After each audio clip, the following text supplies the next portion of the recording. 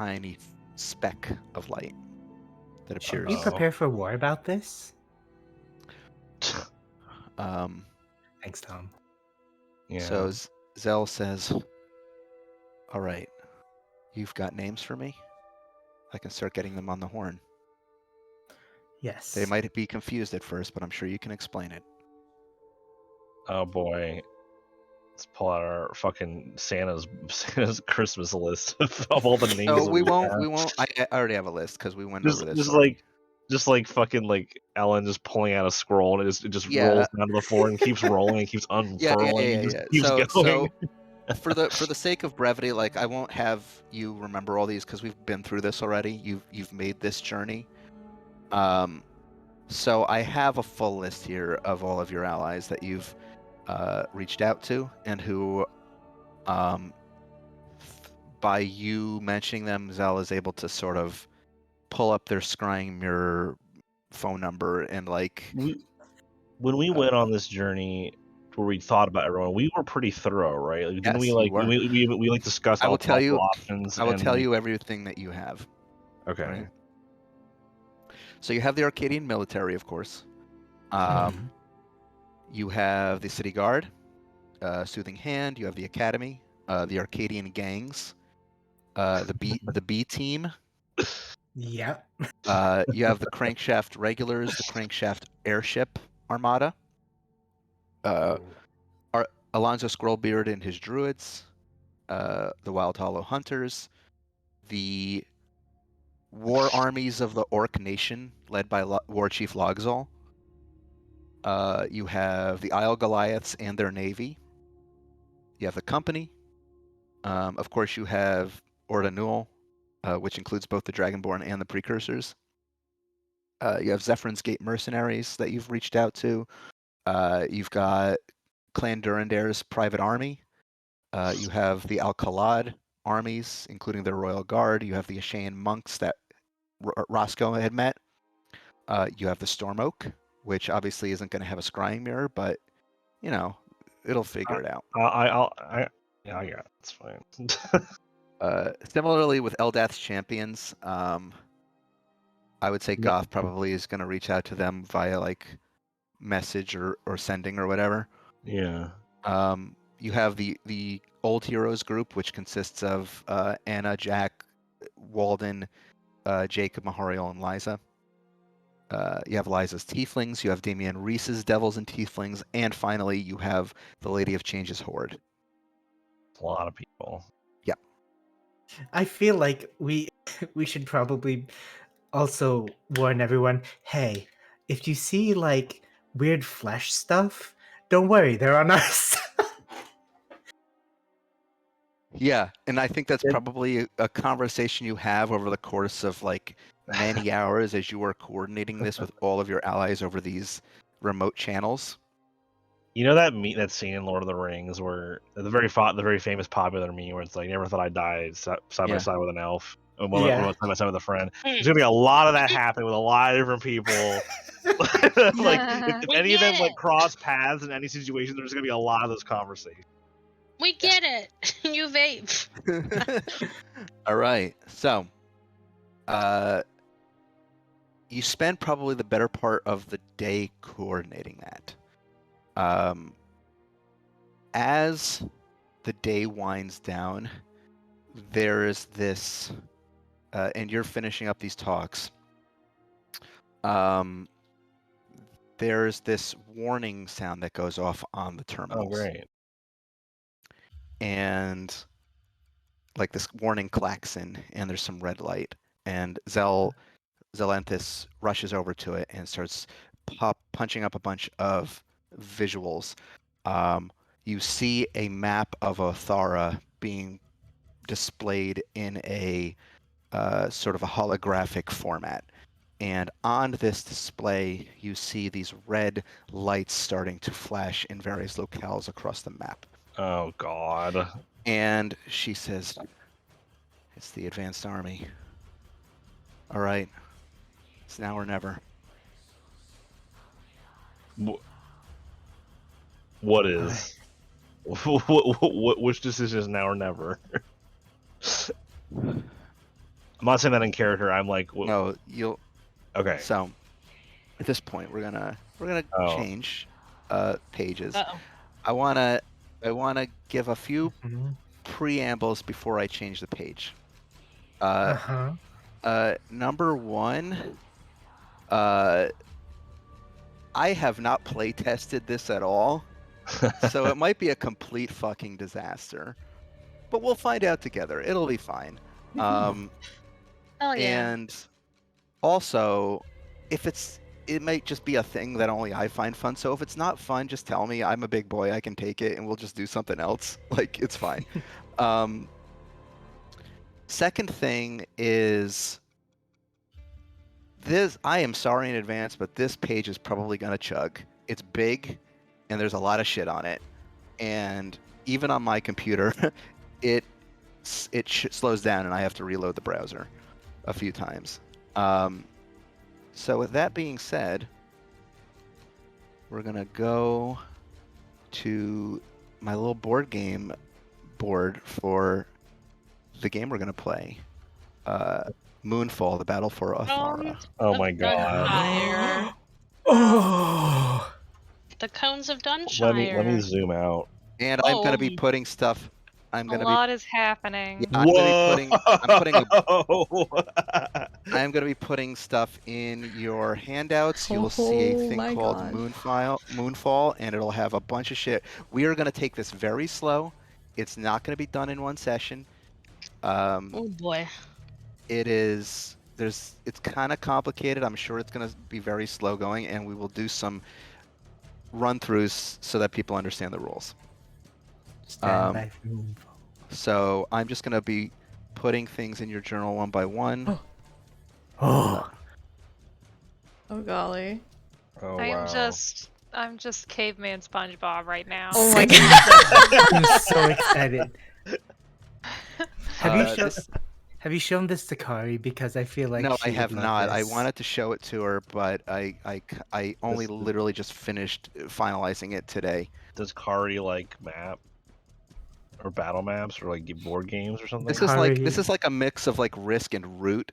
I got inspired a Oh. lot by playing Root over Man, SableCon. I'm so mad that I never like jumped into one of those games. I kept saying I should, and then I kept like letting myself get distracted. And This not doing feels a it. little also like even just like looking at the premise, it feels a little bit of Plague Inc, but like the healer version, where instead of like instead of creating a virus, you're fighting against it. Plague Inc is very Yeah. fun. Root is fucking great game, and I got inspired a lot by it. So there's a lot going on. We'll go through it a little bit by bit, and I will try to explain stuff. So you have all of these supporting documents in case you need any reference, but I will try to go over like as best as I can Oh wow. what this game is about. So the purpose of this game. So this game basically is supposed to be a representation of this worldwide conflict for Athara, as the pale moon steadily approaches over the 10 days between now and when Moonfall is going to happen. More and more waves of undead are going to land on the surface as a forward army, and you're going to have to repel them. There are two objectives to this game. The first is you will notice in the top right of this board, there is a global panic rating. Right now, everything is at 0, but if more undead land, if they win battles against your units, the panic is going to rise. And as the panic rises, the world starts collapsing into anarchy. It's going to be your forces will be less repaired once the pale moon actually arrives. The second thing is you want to complete one or more grand projects. There are 3 grand projects. This is what Zelenthis was referring to. Basically, there are 3 locations on the map that are the sites of these grand projects, and you have to get resources to them. If you manage to complete a grand project, that will have a tangible mechanical effect on the final assault on the Pale Moon. Mm-hmm. Okay, so those are your 2 objectives. Wait, one more time. The two objectives are completing grand projects and keeping global panic as low as possible. Because Okay. from a RP standpoint, right. if a lot of portions of the world descend into panic, your own allies have to divert their attention in order to quell that panic, and that means that your forces will be less prepared once the pale moon arrives, and they won't be Yeah. able to help you in the final battle. Okay, does Okay. that make sense Yes. so far? Yes. All I'm right. excited. And to give you an idea of how panic looks, obviously there's the numbers on the top right, and this is probably why it chugs a little bit. Let's look at where Arcadia is, right? Yes. This section is considered to be the Northern Vale. Let's say that it goes to panic rating, I don't know, let's say it goes panic rating 1. Oh, look, it's a little yellow. Oh, let's say Oh it gets my to god. panic rating 3. You Oh mapped no. this out? Yeah. Holy Oh shit. no, it's gotten really bad. Oh no, it's panic rating red. Oh my god. But yeah, that's why it's chugging, because there's like So you see where Arcadia is in the top of the top screen? northern part of the screen. You see how it turns He's red? changing the color of the region. It was getting yellow and more red. Yeah. Falcon's like actually like custom like mapped I like custom the made all these region. like little sub-regions. Wow. That's why this it's is really chugging. impressive, dude. This Yeah. is so cool. Um, Oh, I just noticed the tokens. yeah, the tokens. These are all of your allies. I put them generally where I think they would have been at the start of this without any advance warning. So you'll notice there's a whole lot of people in Arcadia. Mm-hmm. Yeah. You'll notice how they have a name, and then in parentheses, and I'll get into this in the rules, but in the parentheses you'll see they have a type, so like melee, ranged, magic, that kind of thing. And then they also have a second word or a third word, which is a trait that they have, and that trait will give them some modifiers, which I'll explain shortly. But as far as the first thing goes, their type, you'll see in the bottom left there's a type advantage chart, kind of like Pokemon. Yeah. I like Where is Pokemon. this? In the bottom left. Bottom left. Ooh. Okay. All right. So let's go to the game rules. So this is the second handout. So this game is going to consist of 10 rounds, 1 round for each day that before the pale moon arrives. Each day, each round is going to have 3 phases. You're going to have the preparation phase, you're going to have the battle phase, and you're going to have the resolution phase. Going into each one of those individually, during the preparation phase, so each day will start out with me going down to the bottom left here and putting in these boxes the enemies that are going to land in these individual regions. So, for example, let's say that day 1 I plan to deploy 3 undead units into the Tranquil Vale. I will show them here for you. You'll be able to see how many hit points they have. You'll be able to see what traits they have, and you'll be able to basically cross-reference those traits against the document. So you'll like know exactly what they can do, and you can counter them. Okay? Does that make sense? Yeah. Mhm. Yeah, it's into the breach. Yeah. So on preparation phase, each unit that you own on the board, so there's like 40 or so units, so I would heavily recommend that each one of you take responsibility for one region. Maybe like 2 people do the Tranquil Vale and everybody else does like one region. I know which one I'm gonna control.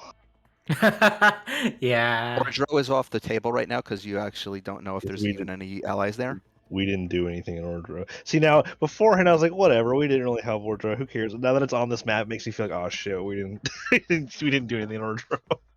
I know it's gonna be on the map. Now I'm like, fuck. Yeah. I mean, it's part of Vathara. Yeah.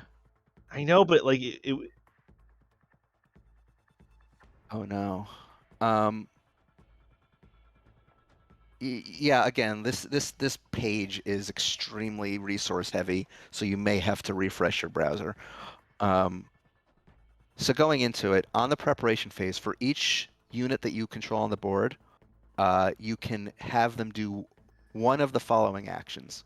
You can have them do a movement action, where they basically move from one hub to another, and hubs are these circles that are connected by lines. is a hub any circle, or is a hub a big circle with a Any name? circle. I'll go into it when we get to the world map. Okay. handout, but basically, to give you an idea, the big circles are population centers. Uh-huh. Those are the Ah. ones that the undead will attack. Right. The smaller ones are just sort of like paths, like intersections and Their things. movement spaces. They're in this considered world. movements, but they're not going to attack you there. So Uh, so just so I understand, you're probably gonna explain this anyway, but We're going to do a so sample round eventually. so if when you have a unit move in one round, which is a day, they can move only from one circle to another circle, regardless of whether Correct, it's unless they have traits that let them do otherwise. Okay. Understood. Okay. So that's movement. The other thing that they can do is fortify. So if a unit is located at a hub, which one of the big circles, they can fortify there. And what that does, and this will matter when we get to the battle phase, it will basically grant you an additional dice to your attack dice pool. And I'll go into that once we get to the battle phase. But only one unit at a hub can fortify. So, like for example, looking at Arcadia, how there's like 8 people up there, only one of them can actually use the fortify ability. You can't just like stack them. The final thing that the units can do is they can scout. So if they scout, they will be able to identify the exact landing point of a single enemy that will be deployed in that region. So, as an example, let's say that I've put 3 potential invaders on the Tranquil Vale box. If you have a unit in any of these Tranquil Vale subregions, so like the Northern Vale, the Eastern Vale, whatever, and you say I want this person to scout, then I will put on the map where that token is going to land, or where that enemy unit's going to land, exactly where they will land. Okay. So you'll know exactly where they're going to show up, and you can plan accordingly. So that's everything in the preparation phase. Any questions about that? I don't believe I have any yet. Because this could get a little complicated. I think the most complicated thing is going to be the battle phase. Yeah. So I don't have a lot of words here because I have like a separate handout just for how battles work. Mm-hmm. In the battle phase, the second phase, that's when the undead armies actually land on Athara. And if they land at a point where your units are, then a skirmish ensues. And then there's a separate handout for how skirmishes work and how you resolve them. If they land at unoccupied hubs, then they are considered uncontested, and the panic rating of that subregion goes up by 1. So, for example, let's say, 3 things are going to land in the Tranquil Vale, and one of them decides to go land at Voldheim Keep. You have nobody stationed there. They automatically win, and the panic rating of the Western Vale goes up by 1. Got it. So that's how battles. That's the well- battle phase.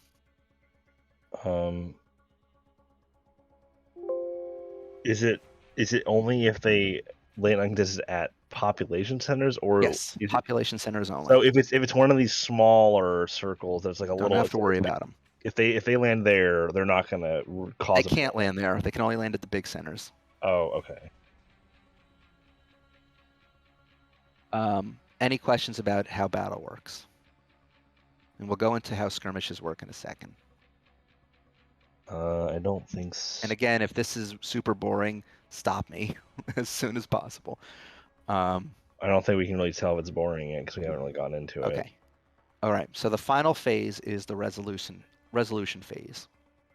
So in the resolution phase, you choose one of the following actions for each subregion. And a subregion, again, is you have a region, which is the Tranquil Vale, and then you have a sub-region within the Tranquil Vale, which consists of Northern Vale up here, Central Vale, Eastern Vale, etc., Western, Southern, and then this is the Ethereal Coast where Clearwater Port is. So those are subregions, and you choose one action for each subregion. That's what resolution phase is. These are the following actions you can choose. You can choose the recover action, which means that all units in that subregion get their hit points restored. And if they've been defeated in battle, which is what exhausted means, if they've been defeated in battle, they immediately return to the front lines with full hit points. Okay. So, go ahead. Go on. So Let's say that there was a battle at the crossroads. If one of the named units on the board loses all their hit points, they don't die. They become None of exhausted. these die. Your allies do not die. Okay. They don't. None of these allies will die. What Okay. happens is, let's say that there is a battle at the crossroads, and your side loses.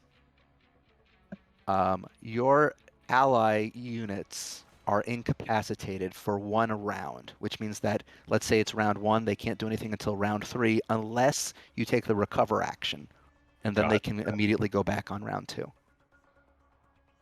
That being said, your other options include resource caravan. So any place that you see on the map that has a little hammer next to it is a resource center. They generate resources which can then be placed on caravans and taken to the grand projects locations. And you'll see in the bottom left that there is a little chart that tells you what each resource center is and how much resources they generate per turn, if you choose to use that action. Okay. The final thing you can do for a subregion is quell panic, and that reduces the panic rating of that subregion by 1. Okay. So those are all the game rules. Are there any questions about how that works? I'm probably gonna have the questions while we're in the middle of Yeah, I know. Yeah. And we're gonna take this super slow. We're not gonna finish it in 1 session. We're probably not gonna finish it in 2 sessions. I'm gonna try to be as deliberate about this as possible. Try to spice it up a little bit with like some RP narratives in between. Sure. Yeah. Yeah. So that's the basic rules for how this game runs. You have the 3 phases. You can do certain things on each phase, and we'll do that 10 times. There's 10 rounds. And each round is a full day Full of the day. remaining days until the moon Yep. fully arrives. You're probably going to get to this, and if you haven't gotten to that part of the explanation yet, then you can ignore this question. What are the blue hearts doing? Oh, I will tell you. You're a token too if you look at Ordinal. We're a token! Wait, we are? Oh yeah, there's a blue we're- heart. Okay. Avatar bearers! Yeah, and I'm going to get into that. So let's go to the world map one. It kind of explains how the world map works. I kind of already went over this a little bit. You have regions, which there are 6 regions. There's the Tranquil Vale, Sapphire Highlands, Ebony Thickets, Cerulean Archipelago, Ashea, and Ordro. Those are the 6 regions of the world. Each region is then composed of subregions, and these are the ones that have their individual panic ratings. Then you have hubs, which are the circles. You have the large circles, which are population centers, the small ones, which are like wilderness, basically. Undead will only attack the large circles. And then you have paths, which are all the straight lines that connect the hubs. And that's what you use to determine a movement action. So when you take the movement action, you go from one hub to another across a path. You have resource centers, which I also sort of explained. You have any place that has a little hammer next to it is a resource center. If you take the resource caravan action at the end of the day, you can create a caravan, which then can travel to a project location. And then how much resources they generate is listed on the map, on the board. Grand projects are located at Arcadia, Ordanul, and Crankshaft Hold. And I'll get into grand projects in a second, but they're noted by the little science beaker next to their name. That's basically a grand project location. So that's where you have to take your resources. Finally, you have the Throne of the World teleport. Any unit can use this except for caravans. Caravans have to travel overland. You can't get around that. But the way the Throne of the World teleport works is that any location that has this symbol of like a dragon head next to it is a connection on the Throne of the World teleport. If any unit is stationed on any of these locations, they can use their movement to immediately go to one of the other connected locations. However, if the Throne of the World itself ever gets occupied uncontested by undead, you can't use it. So for example, let's say that you have some units in Arcadia and you control the Throne of the World teleport, you can use your movement to have them immediately go to Crankshaft, Sapphire Highland, like the Crankshaft, Alcalad, Ordanul, any of those places. Okay. Okay. if so the teleport. So if there's a teleport, if there's a dragon head symbol at a location, So those they can go. So someone can go from Arcadia to Crankshaft Hall. They don't have to go. How does it like? They don't have to go through Throne of the World. Okay, and if let's say I wanted to move whoever, I don't know, I can't really, I'm zoomed out so far. Yeah, I know. Riza Hawkeye, whoever that is, I can't see the name. That's the Arcadia City Guard. Okay, if I That's wanted to move the Christina city, Blakemore. I don't know why I would ever move them out of the city, but if I wanted to move the city guard to Crankshaft for some reason, is their entire movement for the day just teleporting there, or can they also move a full unit, like a full No, that movement is their full movement. So if they Okay. take the movement action, they immediately go to Crankshaft Hold, and that's their movement. So there's no. Okay, got it. All right. Any questions about how the world map functions? What was the chemist flask thing? That is the location of a grand project. Ah. Those are the 3 grand projects that I mentioned. If you look in the kind of the bottom center, right underneath where Fertum is, you'll see Project Progress. There are 3 different grand projects. You have the Precursor Super Laser, you have the Academy Dome Defense in Arcadia, and then you have the Voidcraft Armada in Ordinal. And we'll get into those in a second. Let's talk about skirmishes, because this is going to be the most complicated part. Yes. So in the battle phase, if undead land at a location, at a hub where your units are stationed, a skirmish ensues. There's 3 steps to a skirmish. First, you have to determine what your dice pool is, i.e. how many dice you're rolling. Second is you roll those dice. And the third is you tally your damage up and then remove opposing units from either side. And then depending on who controls that hub, once the damage has been tallied up, that's who won that battle. Okay, so how do you determine what your dice pool is? Well, there's 3 things that factor into your dice pool. First thing is the number of units that you own. And we're going to do a sample battle because this is very complicated. And this is why I said Byzantine before. Maybe too much for my own good. So the number of units you own contributes to your dice pool. Your type advantage contributes to your dice pool. And then any buffs or penalties incurred by traits on either side of the 2 armies. Number of units you own is the simplest one. However many you have in the battle, gives you 1 dice per unit you own. So let's say that you have a skirmish and you have 3 units on your side, you get 3 dice for that. Simple enough? Yeah. Is the die a d6? It's a d6. And Okay. So they're all d6s. We're gonna roll these in Roll20. I'm gonna roll mine as well, just because it'll make it easier for me. Second is the type advantage. And again, looking at the little Pokemon thing in the bottom left, each unit has a type, and each type of unit has an advantage over another type of unit. If you have a unit in your side of in your army that has type advantage over something in the enemy's army, you gain 1 additional dice. Ooh. So I use an example here. Let's say that you have 2 melee units and 1 ranged unit in your army, and the opposing unit has 2 siege units.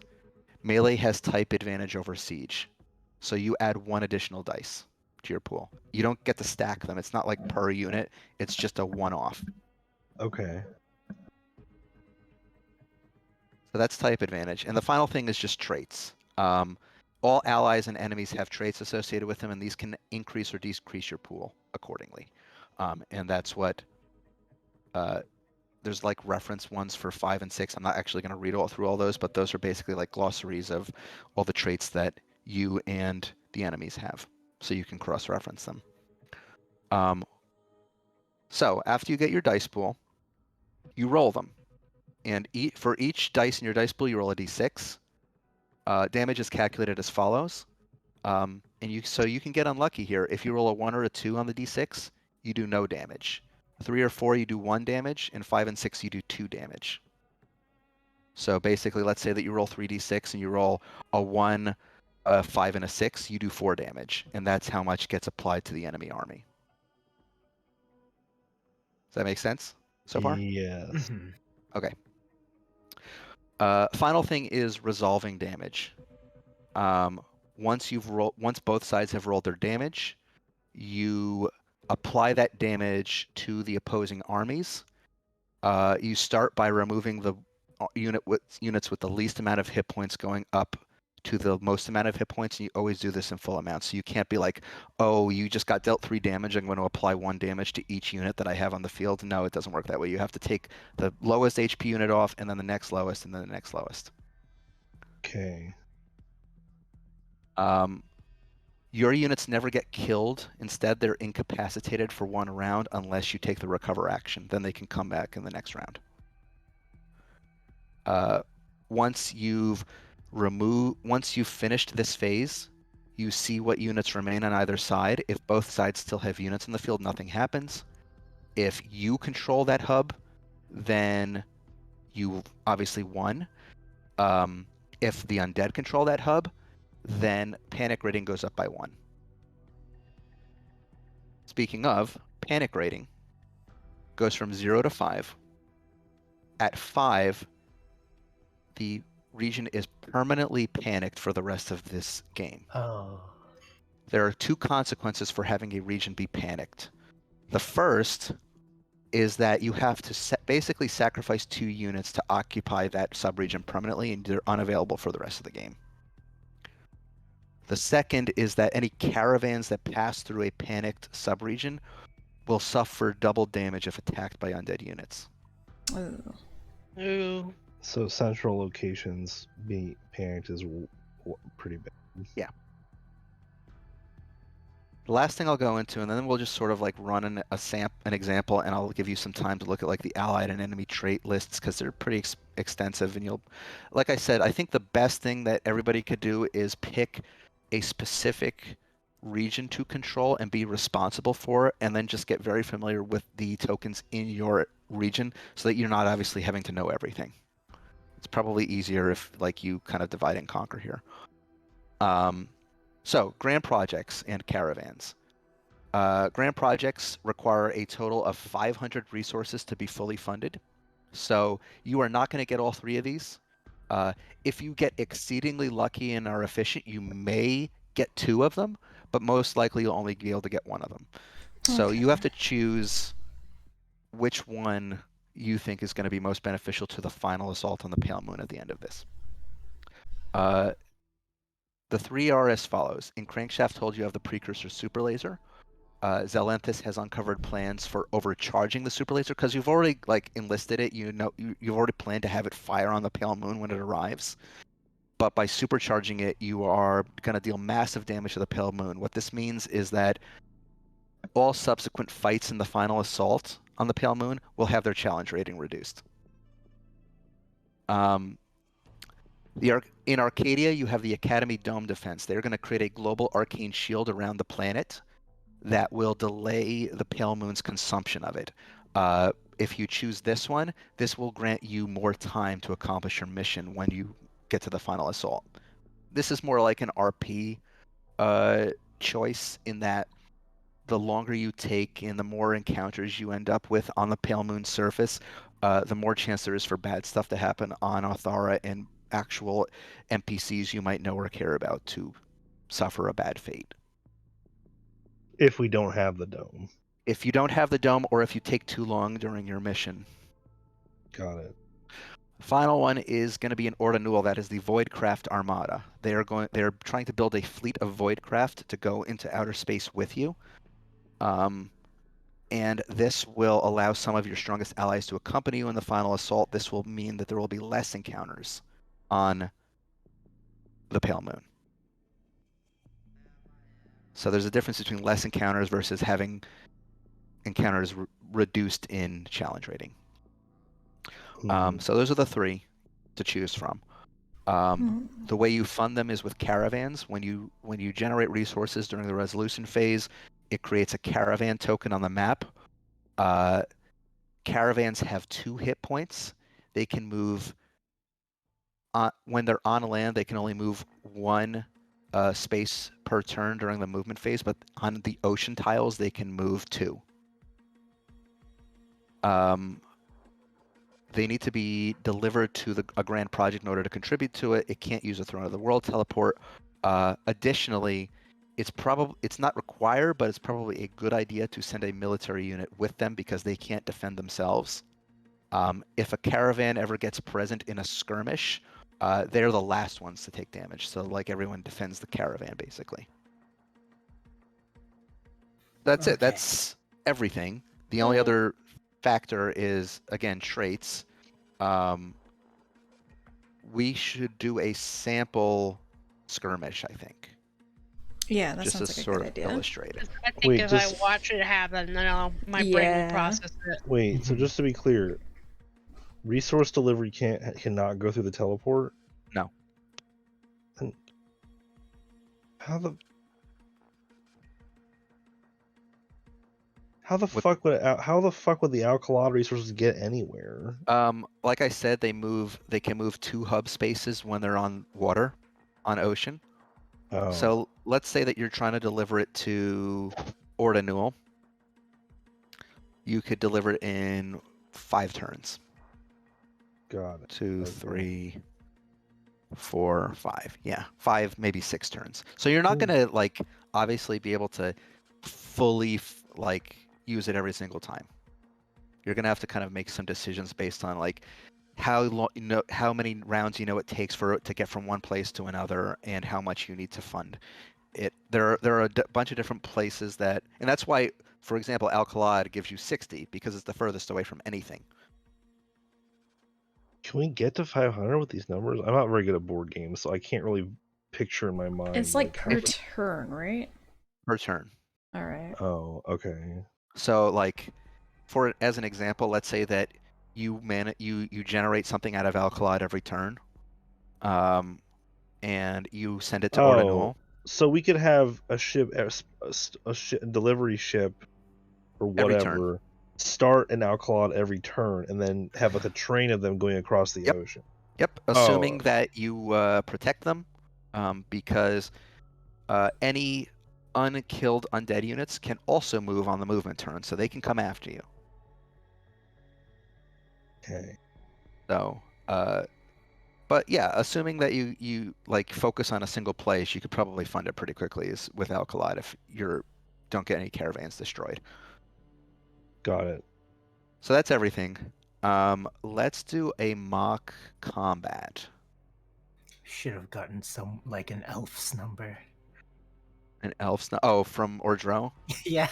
Yeah, Ordro, as you might notice, is split into 2 sub-regions. You don't know if there's any allies there, but you do know, I will tell you, and you'll see it on the map, that there is a location that generates resources. You don't know how many it generates.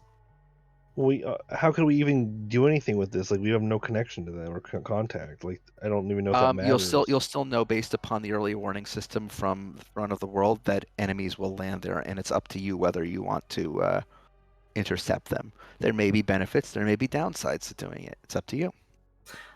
I feel like just sending someone there will cause like an international diplomatic incident. You know what else will? The moon. What if we just sent Also, like... please appreciate the beautiful icon I found for the Lady of Change. Oh, Where hold is on. she? Where is she? Where is she? she? Where is she? I put her, they're kind of technically off the map based on like what their traits let them do, but if you look to the left of the Sapphire Highlands, the top left, you'll see there's like 6 icons. Oh, yes! Where? Up here. Oh. Oh. Is that supposed to be a character, or is that just a cool artwork? It's a character. That's Sasha Vikos from Vampire the Masquerade. Oh, I really like that version that they made of Sasha, so I took it for... I'm so glad she's not hostile. Same. Yay. Okay. All right. So let's do a mock battle. Okay. Let's do one at Let's do a simple one at the crossroads. Okay? I'm just going to move stuff for the sake of it. Let's say that you have an army, right, at the crossroads. Mm-hmm. Uh-huh. Let's say that you have Roberta Jackson's army, you have General Vogel's army, and you have Wilrid's squad from the company. Mm-hmm. Okay? So first, let's calculate dice pools. Let's say that the opposing army consists of. Let me find where my enemy tokens are. I have them on the GM layer. Let's say that the. How do I want to do this? Okay. This is just going to be a very simple example. Mm-hmm. So let's say that my opposing army consists of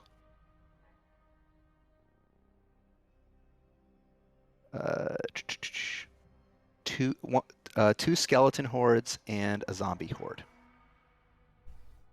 These are all melee units. Okay, so that's it. You have these three, and then these three. So let's calculate dice pool. Well, first off, we know that there are on your side. So we have players. I'm just writing this in a notepad. We have players and we have enemies. So under the players first, we have number of units. You have 3 units, so you get 3 dice. Mm-hmm. Mm-hmm. Same with the enemies. They have 3 units, so they get 3 dice. Now, then we ask, is there any type advantage? Well, consulting the chart, we know that stealth gets type advantage on melee. There is no other type advantage in this fight. But because Wilrid's here, you have type advantage on melee, which means you get 1 additional dice. Nice. So now they're rolling 3, you're rolling 4. Okay. Let's look at to see if any of these traits come into play. I can already tell you I think only one of them does. So if we look at the allied traits menu, Mage Slayer does not. Mage Slayer doesn't take in it. So to read it out loud, might. Specialist does. So Mage Slayer will give you will reduce the enemy's dice pool by 1 if they have any magic units, which they don't, so that doesn't apply. Siegebreaker is the same, but for siege units, so that doesn't apply. However, Specialist applies if they have melee units. What this means is that we are reducing the enemy's dice pool by 1. So now there's a penalty on the enemy side of 1. That means that in total, the players are rolling 4 dice. Enemies are rolling 2 dice. These enemy traits are not going to factor into your dice pool. I can tell you that right now, but for future reference, so that you know how they might affect this battle. Undead Fortitude, which is what zombies have, means that this unit only dies if a damage value is rolled on 2 or more dice from the player's pool. So in other words, you have 4 dice in your pool. If you roll zeros on 3 of those dice, this unit does not die and will still be around for the next round. Make sense so far? If we roll zeros on 2 of the dice, then what? If you roll zeros on 2 of the dice and you roll a 1 or 2 on, like 1 or 2 damage on the other 2 dice, then it dies. Okay. So basically, if we're just really unlucky, we can't kill the. Yeah. If you're really unlucky, you have a big dice. Like basically, it means that the larger your dice pool, the more likely it is you're going to kill this unit. Skeleton Hordes, the Bone Splinters trait means that when this enemy dies, it deals 1 hit point of damage. So it's sort of like a retaliation thing. So that being said, let's resolve it. If somebody wants to roll 4d6, and I will roll 2d6. Mel. So No. as you can see there, because I rolled a 1 and a 2, my army does 0 damage. Mel, do you want to roll 4d6? It's rolling, it I says. see. Oh. I don't see you rolling. It just says rolling the Oh, there it die. goes. Okay, so you rolled a 4, a 1, a 3, and a 4. That is considered 3 damage, because 3 and 4 are considered 1 damage, and a 1 is considered 0 damage. So you've done 3 damage, I've done 0. 3 damage means that because all of these only have 1 hit point, you've killed all 3 units. But they will Okay. retaliate. But 2 of them are going to retaliate with 2 hit points of damage. Which means we're going to immediately have Which 2 means you're going to lose incapacitated. either Jackson or Vogel. It's your choice Oh, because that's they're right. the It lowest. doesn't spread. It's only targeting one person. Yep. It targets the lowest hit point first, and then goes from there. How? So when there's units that both have the same You amount, get to make a choice. do we make a choice or should we just roll a dice? I would say make a choice based upon like Trait. which one you think is most Okay. useful for you. There's other traits that your allies have that can actually affect this. So, for example, any unit that has the healer trait, such as the Soothing Hand or Liza's Tieflings, what they can do is that if you lose a unit, you can instead sacrifice your healer unit instead to keep your other one on the board. Okay. Does that make sense? Wait, sacrifice the healer unit? What? So like let's say instead of Jackson's army, I had the Soothing Hand here, right? Yeah. Soothing Hand has the lowest HP, but it doesn't really help here. But let's say that I had 2 that had 1 HP, or Yeah. let's say that you had overflow damage. That's probably a better example. Let's say that my side actually dealt damage, and you were at risk of losing both your Soothing Hand and General Vogel. You could say, "Oh no, I have the healer trait. Only my Soothing Hand is gone. General Vogel stays on the field." The healer trait units present, it can sacrifice in place of any units that are defeated.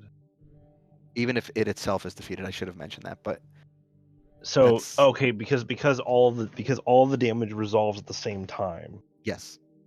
So if the enemy did 3 damage with that in that situation, even though technically the healing, the Soothing Hand would go down first because it happens all at the same time, they both go down because of all the damage being dealt, and the healer trait allows the Vogel's forces to stay unaffected. Yep.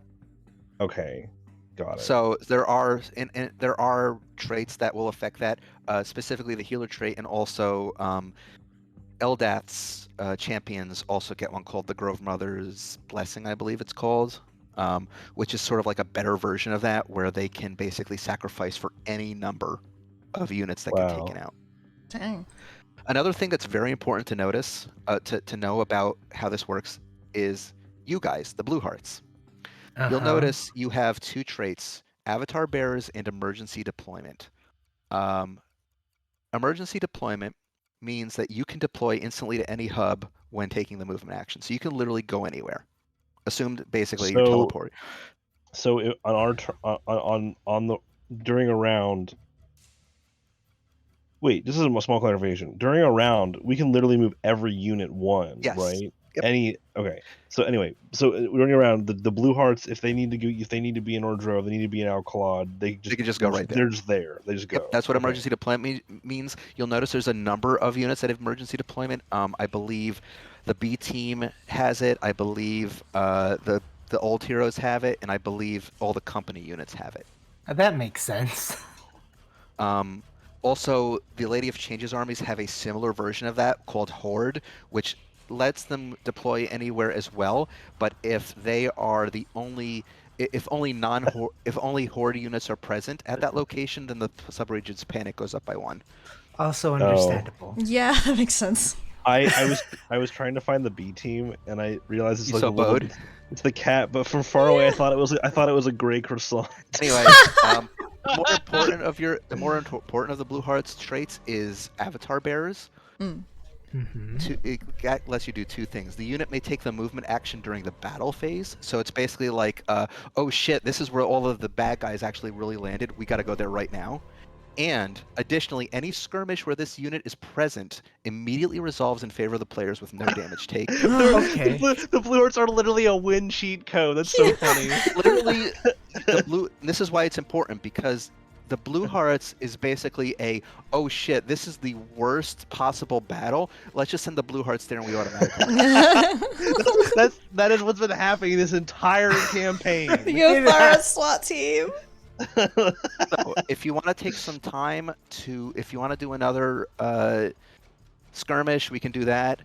If you want to take some time to review the traits and maybe divide and conquer, also figure out like which project you want to go toward, you can discuss that. That's important. So I would recommend two things before we even think about starting.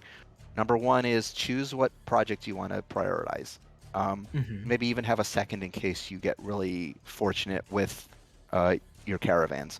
The second thing is divide and conquer on this map. I would recommend personally that, so forgetting Ordro because you don't have anything over there, I would recommend 2 people take the Tranquil Vale, and then 1 person takes each of the remaining Sapphire Highlands, Ebony Thicket, Cerulean Archipelago, and Ashea.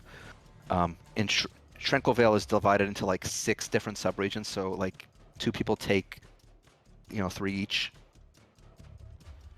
Or even better, just like coordinate all of the units together in that area, because there's a lot there. Most of them are like in Arcadia.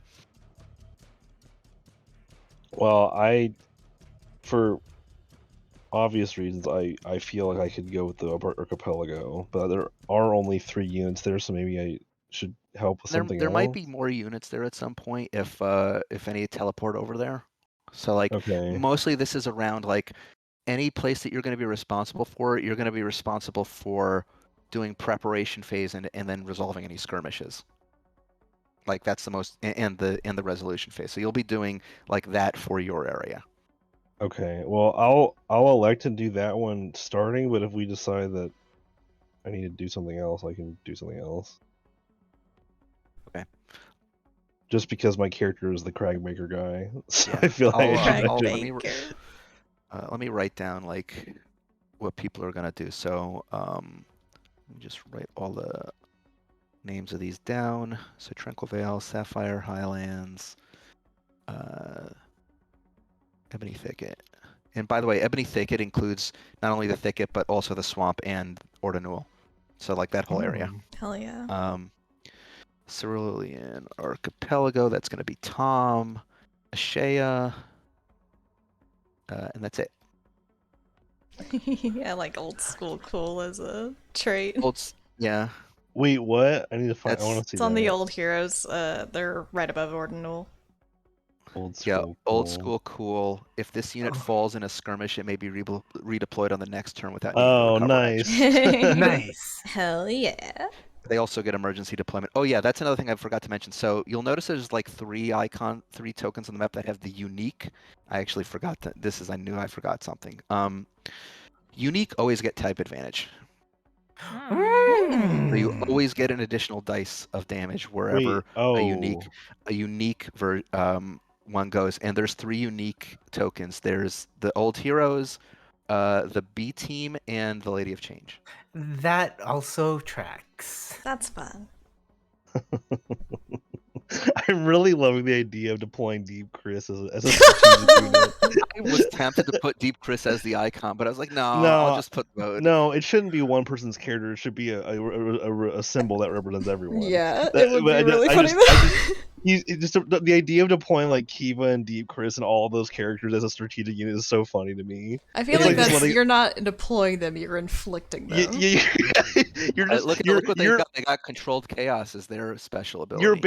You're basically like opening up a door and like unleashing like a swarm of bees or a bunch of feral cats into a room and just shutting the door. Their ability, their trait is crazy. Controlled chaos. This unit removes the type advantage of all enemy units. Oh my god! Oh my god! Yeah, because you can't plan against these fucking idiots. They just do shit that no one can strategize for. Also, Marion is a protection cleric, so that tracks. All right. So, does anybody have any preferences on taking other regions? I'll take Sapphire Highland. Okay. There's a lot going on over there, but it feels thematic. I Yeah. feel like that's You'll notice in the orc Well- lands there's a bunch of orc units. Yay! Haraith hell has made a lot of connections. Yeah, you know, Bard. Trying Um, to unite her entire region. The fun thing about the orc units is they all have an ability called Forced March, which lets them Okay. move 2 Okay. pubs on their movement, but at the expense of sacrificing a hit dice Okay. from your dice pool. Additionally, Logzol gets an ability called War Chief, which means that all zeros that you roll on dice, like so basically 1s and 2s, are treated as 1 damage. Oh, neat. Oh, yeah. However, all damage from the enemy forces It's targets the him same. first. Oh, I see. Okay. Yeah. But if he's traveling with Urzoth, who is a healer, that might be negated. Mhm. Oh, So there's a lot of they're like interplay. married. Yeah. I'll take the Ebony Thicket and Ordinul. Wait. That is also thematic. So I'm sorry. Go ahead with Red in the Ebony Thicket. No, I was saying that is also thematic. Yeah, that's all I really had to say. Oh no, I just didn't want to talk over anything I was gonna say about it. I just had a quick question. Yeah. What's your question? This is probably a dumb question. So No. on this archipelago, Duroc is in the Navy token. Yes. He's participating in. Okay. Yep. He's not individual. He is like a He is full thing. Okay. He is commanding the Navy, and Got it. Artor's got his own little Navy down there as well of healers, down by Okay, Umberlee's Embrace. Cool. Got it. That was my question. I'm glad of the icon I found for Artor. He looks like such a goon. Yeah, Artor is a goon. He's like Um, he's the only brother that Goff had like no real. He basically like saw him in the like tied up. He was like, "Hey, bitch." They both just like parted ways. all They were right, like, so there's all right, later. there's Ashea and the Tranquil Veil left. Again, I'd recommend 2 people for Tranquil Veil, is particularly people who wouldn't mind a lot because there's a lot of tokens in that zone. If you don't feel comfortable with that, I would not recommend doing the Tranquil Veil. I was gonna say thematically it'd be good if Mido was there, but also I'm gonna be real with you. My brain has not processed any of the rules, and I read this rule sheet like 3 times. So. Well, if you have any questions, we're not going to start until everybody feels comfortable with it. So, do you have any questions? Do you want to run No, through another it's example? Yes, I would like that if you did one more. Yep. Okay. Why don't you pick any units that you just want to see how they interact? Like, grab like 3 units from somewhere, and I will grab a couple of units from the enemies. Let me just. What? Your favorite? What's Who? my favorite? I don't know. Who are your favorite? Take your favorites and pit them against the enemy. Like you're actually. Oh, sorry. I'm sorry. My brain is so foggy today. That's fine. I'll pick the 3 that are clustered here. Oh shit, that's Where the are pen. you? I'm sorry. I can't. I I- can't see where you're pinging. Lynn, Oh, those 3. by Those Lindholm, are. yeah. Yep. Okay. So those are all stealth units. They are all the company units. hmm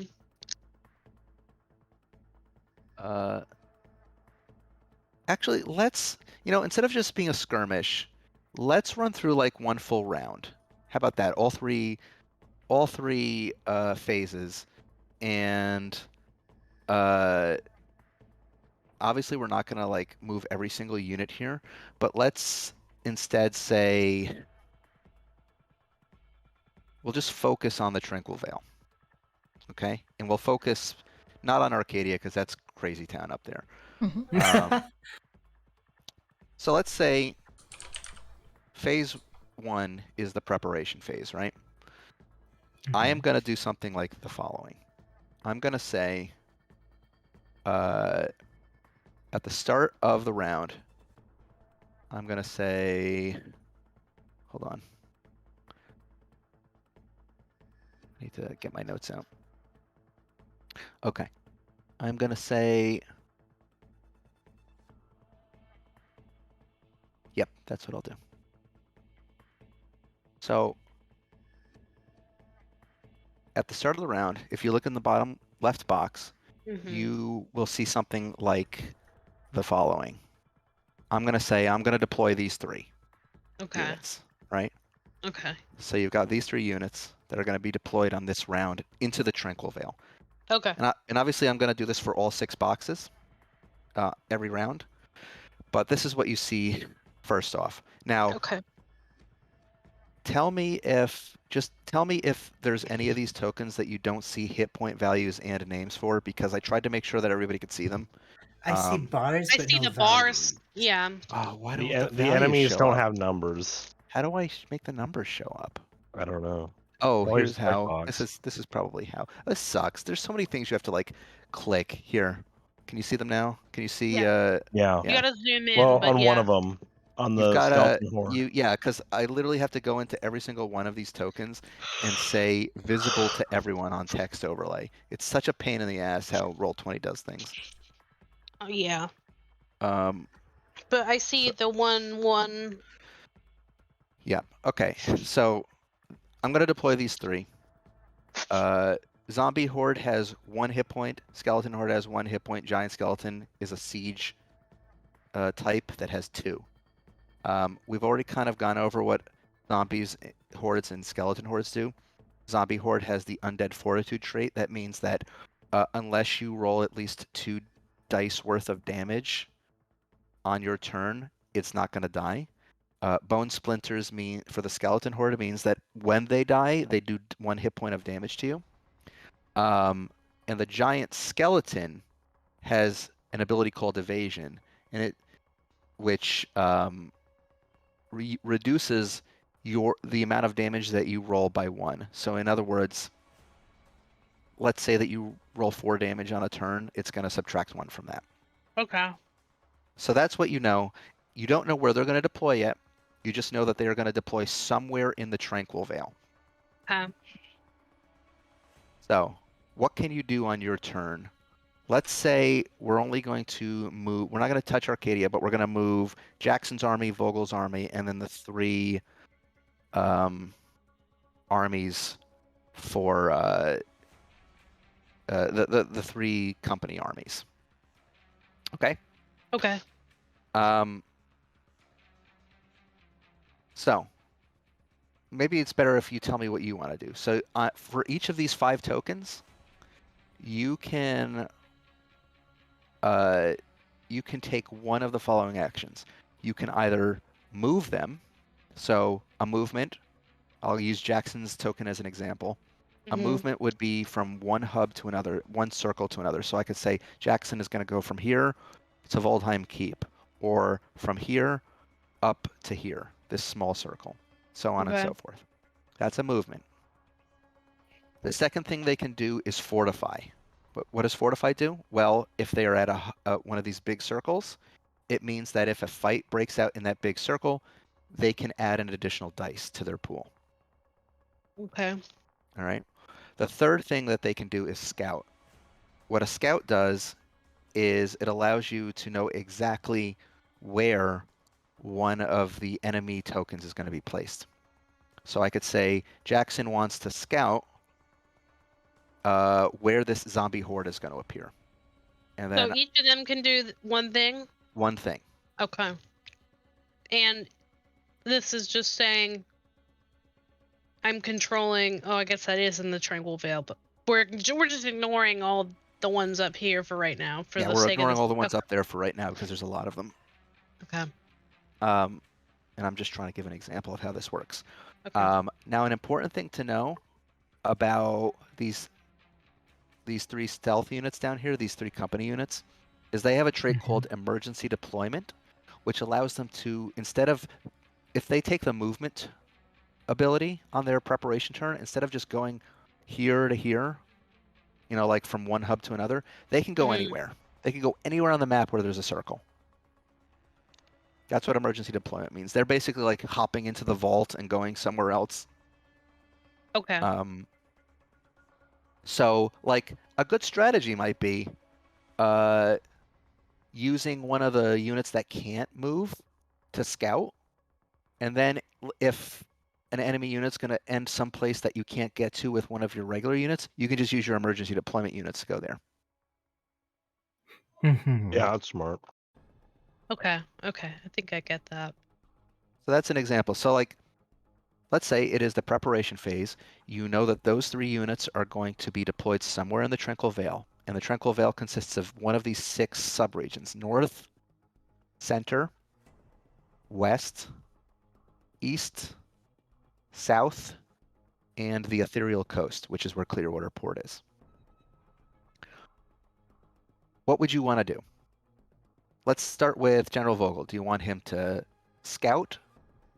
Do you want him to move? He can't fortify because he's not at a big circle. Okay, I'll have him scout. Okay. Which one do you want him to scout? Do you want him to scout for the zombie horde, the giant skeleton, or the skeleton horde? The skeleton horde. Okay. So the skeleton, and again, another thing to keep in mind is type advantage. So you know, as an example, that stealth has advantage on melee. So you know that the skeleton horde, if it was being faced by your company units, the company units would have type advantage. So since he's scouting for the skeleton horde, we're going to say the skeleton horde is going to deploy at Highlands Watch. Obviously, that's too far for Jackson or Vogel to get to, but your company units can get there. Right. You know that the skeleton horde is going to get there. You don't know where the other 2 are going to go just yet. What do you want Jackson to do? Fortify. Okay, so she's going to fortify. We'll just put a +1. I don't know if this will work, but let's say I put a 1 in blue. Can you see that? That means she's fortifying. Where? You don't On see her the token. On her token. Oh, now I see it. Now I see it. It just Oh, popped the up. bar. Yeah. Yeah. It didn't show up for a second. So but now I'm it's just there. using that as a representation to say she's fortifying. Okay. Okay. Now finally you have your 3 company units down here. What do you want them to do? Well, if I do the emergency deployment, would that start combat immediately, or No. would it? Okay. Nope. Combat doesn't start until phase 2, which is the combat phase, the battle phase. Okay. This is still the preparation phase. Yeah, so this phase in short is when we look at all of our tokens in the areas that we have decided to control over, while probably also conversating with each other about maybe giving suggestions or advice. We all plan for every single token what they're going to do, and then after we've done all that, then battle phase happens and all the interactions go off, and then resolution is when we we'll get to resolution. We react. That's that. Yeah, we react to everything that happened, basically. Yeah, we'll go through a resolution example as well. But here's some suggestions here. I was gonna say. Oh, never mind. Yeah, go on. Ahead. What would you like to do? Like, and I can offer some suggestions here. I won't obviously offer suggestions during the real game. Squad go over there to the horde. Yeah, absolutely. So Wilrid can go over there as a movement, and he's ready to go. These other 2 still have an action. They can scout, they can fortify, or they can move. Since you don't really know where any other units are going to land, you could move randomly, but you can't guarantee that you're going to end up in a spot where they will be. Okay. I'm gonna have one more of them scout. Okay, which one do you want to have scout? The financiers group? Yeah. Okay, so what do you want them to scout? The zombie horde. Zombie horde. Okay. So the zombie horde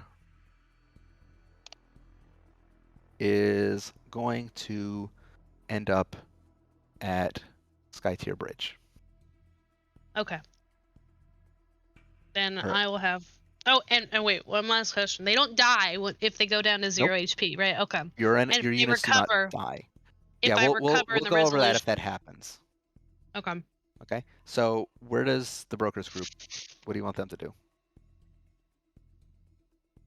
I was gonna have them go to the zombie. Okay, so have them move there. All right, so that concludes the preparation phase. Next is the battle phase. This is where any remaining units that haven't been scouted are placed on the board. So that leaves this giant skeleton. I'm going to say that he just cannonballs into the crossroads. Okay. All right. So now that everything is on the board, we're going to do skirmishes. There's going to be a skirmish at Highlands Watch where Wilred's group is fighting the skeleton horde. There's going to be a skirmish at Skytier Bridge where the brokers group is fighting the zombie horde. And there's going to be a skirmish at the crossroads where Jackson's army is fighting the giant skeleton. Okay. So let's start from left to right. Let's start with Highlands Watch. Okay. You've got Wilred against the skeleton horde. There are 3 things that go into your dice pool. That's the first thing you have to do is determine what your dice pool is. Wilred's the first thing you do is count up how many units you have. Now you have 1 unit, so that'll give you 1 dice.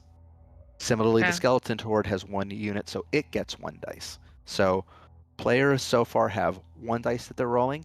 Skeleton horde has 1 dice that it's rolling. Okay. The second thing you look at is type advantage. Stealth units have type advantage on melee units, Mm-hmm. which means you get 1 additional dice. So now the players are going to be rolling 2 dice Okay. against the skeleton's 1. The final thing you look at is traits. Now, Wilred's group has the trait Specialist. What Specialist does is it subtracts from the enemy's dice pool by 1 if it has any melee units. Now, right now, there is only melee units, and it's only rolling 1 dice. So it subtracts 1. The skeleton horde's not rolling anything now. Go Wilred. So it's So- basically a free, not as a free win, but So, they're safe. If you They don't wanna get if you wanna take that and roll 2 d6 for me and hope for some good luck, Okay. if you roll it in roll 20. So Nice. that is a 1 and a 6. A 1 is determined to be 0 damage. A 6 is determined to be 2 damage. That means you dealt 2 damage to this 1 hit point enemy. It is dead. Okay. You won that battle. However, because the skeleton horde has the bone splinters trait, that means it does 1 damage when it dies. That means Right. Wilred suffers 1 damage. So he is down to 2 damage. 2 hit points. Right. That's why I sent him there and not the other Yep. guys. So that is 1 skirmish resolved. Next, let's go to Jackson and against the giant skeleton. Now, first things first, Jackson is 1 unit. The giant skeleton is 1 unit. Jackson is fortified, so Jackson gets an additional dice. So now Jackson is up to 2 dice versus the skeleton's 1. Okay. Additionally, Jackson doesn't get type advantage because Jackson is a ranged. If it was Vogel would have gotten type advantage against the siege type that the skeleton is, but since Jackson is a ranged, she doesn't get any type advantage. So there's no type advantage here. Mm-hmm. So You it's look just 2d6 then, or? So the third thing we look at is traits. Does Mage Slayer come into play? Mage Slayer only takes effect against Not on a giant skeleton, right? not on a giant skeleton. It would only take effect if there were magic units in the enemy army. There are no magic units in the enemy Yeah. army, so it doesn't take effect. That means that the giant skeleton is going to roll 1 dice, and Jackson is going to roll 2. So if you want to roll, It's a d6 though, right? yep, 2d6, and I'm going to roll 1d6. So that's 4 damage for you. I am going to roll and do 2 damage. So, in fact, because so this is the other thing. It's not going to matter for this particular roll, Mhm. but the giant skeleton's ability evasion reduces your total damage that you dealt by 1. So since you rolled 4 damage, you in fact only got 3 of that damage. Okay. Still, it's enough to kill this skeleton because it only has 2 hit points. So it's gone. However, because I dealt 2 damage as well, Jackson is also taken out. So she's at 0 hit points. She's not dead. Her ability to fight is exhausted. Her ability to fight is exhausted, and we will get to that in the resolution phase. Finally, we have this fight over here in Skytier Bridge. You have the Brokers group versus the Undead Horde. Again, we start with the number of units on either side. That's 1 and 1. Then we look at type advantage. Stealth has an advantage over melee, so now you're going to be rolling 2 dice. Okay. That's it. That's all it takes into play because these traits don't affect it. So that is going to be a 1 and a 0. It's still enough to kill. Well, actually, it's no, not, it's not it has because the of Undead undead Fortitude. So it remains. It's not enough to kill it. And now it's going to roll. It's 1d6. That's 2 damage. It's enough to take out the Brokers group.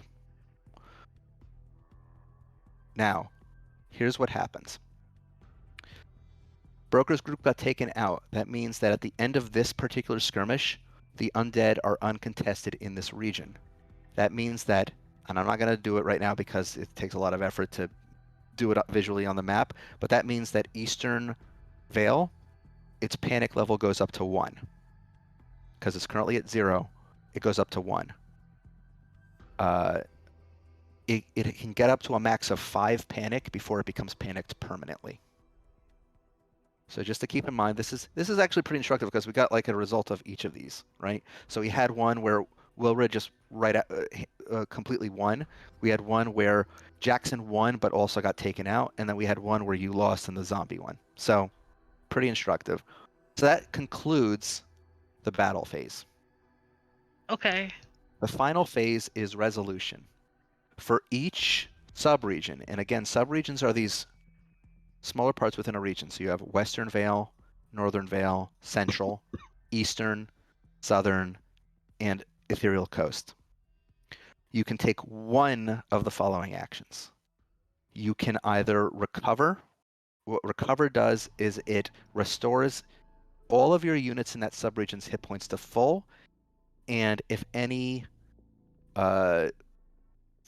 units were exhausted, like they lost all of their hit points in the previous battle, they immediately come back full. If you don't use recover, that means that, for example, Jackson and the Broker can't fight in round 2, but will be back in round 3. If you use recover, they immediately come back in round 2. So they can either do recover, they can do generate resources. So any of these hubs that have a hammer on them, you'll see Full-Time Keep has one, Shady Glen has one, Lindholm and Skytier Bridge all have one. If you choose generate resources for that subregion, it creates a caravan at that point, and then during the preparation phase of the next round, you can start moving that caravan toward a project location. The third thing that you can choose for a subregion is Quell Panic, which reduces the panic rating by 1. So for example, Eastern Vale right now has a panic rating of 1. If you used Quell Panic here, you could bring it back down to 0. Okay. So let's talk about what do you want to do in the Western Vale? In the Western Vale right now, which is this area of Highlands Watch, Voldheim Keep, Shady Glen, you've got Wilrid sitting here uncontested at 2 hit points. If you recovered him, he would go back up to 3. He's still fighting fit though, like he's not incapacitated. Which is the region that's got the panic going on? Eastern Vale, where Skytier Bridge is. Okay. I would have him do the resource caravan, I think. Okay, so you would create resource caravans. Would you so since you're doing it for the full subregion, that's going to create 2 resource caravans, one at Voldheim Keep and one at Shady Glen. So to kind of illustrate how that's going to work, I will like put some temporary tokens there, so you'll see like Hey Falk, while we're with this, do you mind if I do something small to the map? Not at all. So I'm just gonna put small green squares around the resource generating icons so that they're easier to see. Yep, no problem. So I've just put caravans at these 2 locations. Shady Glen, I believe, according to the list in the bottom left, generates 5 resources. So I'll just put like a 5 in the name there, and Voldheim Keep generates 10. So those are ready to go at the next round. They can start moving in the next round and go towards somewhere. What do you want to do in the central Vale? Right now, you've got Lindholm, which can generate resources, but you also have Jackson's army, which ran out of hit points, and if you recover them, they can gain those hit points back.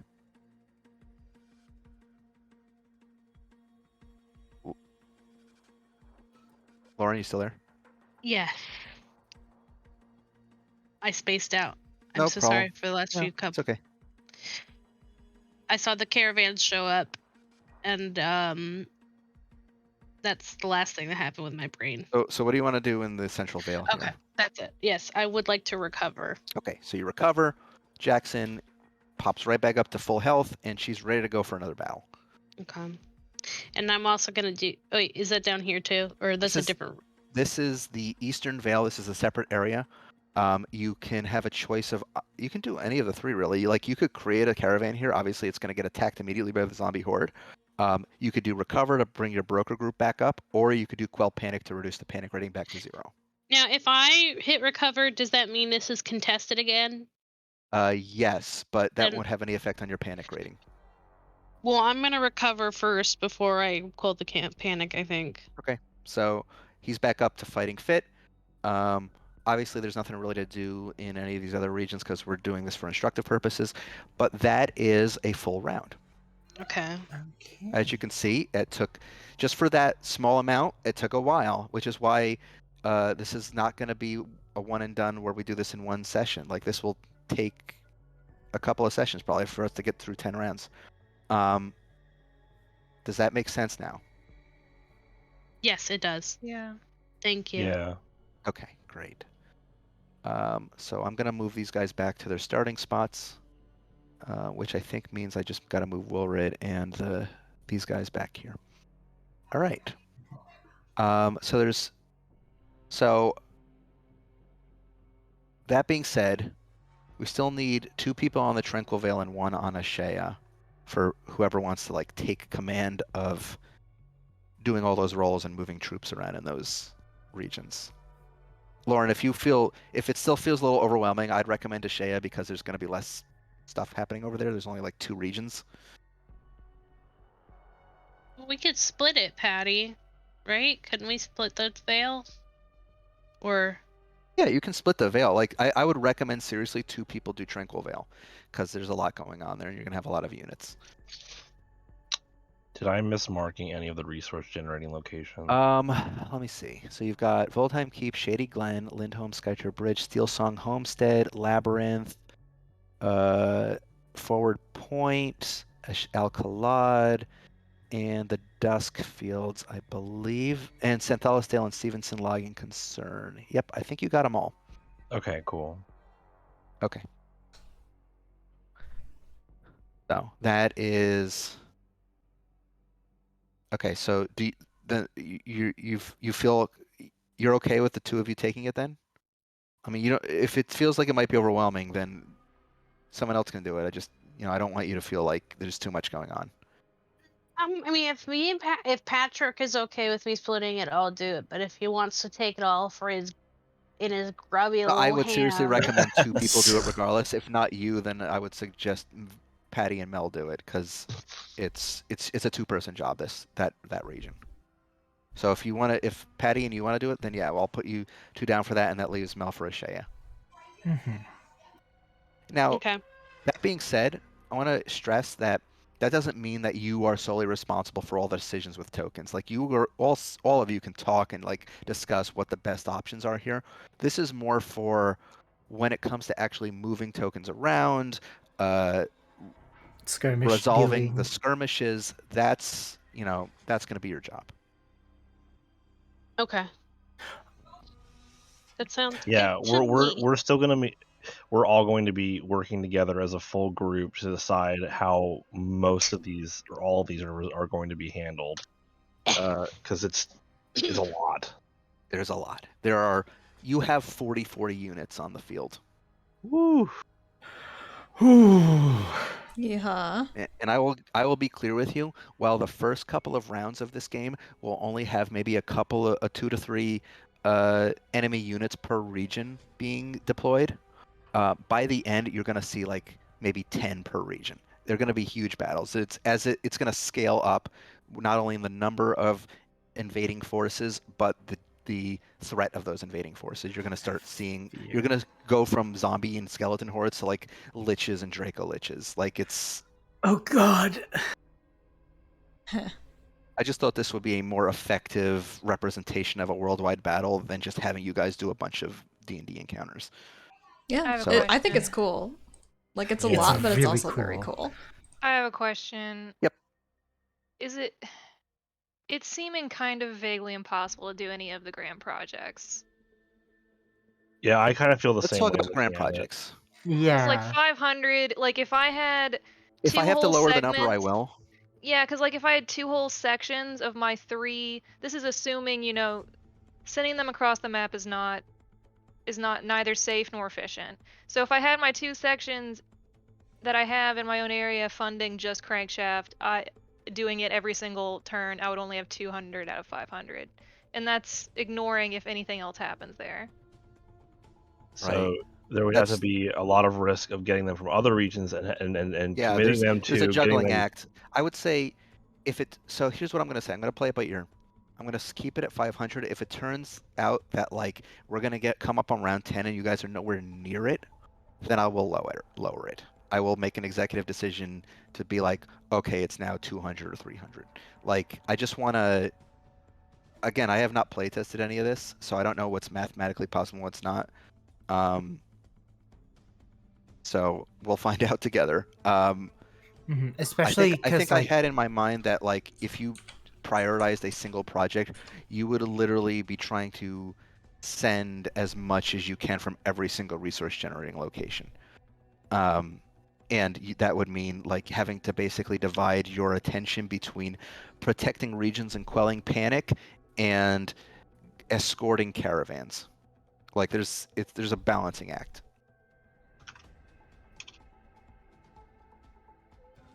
God, yeah.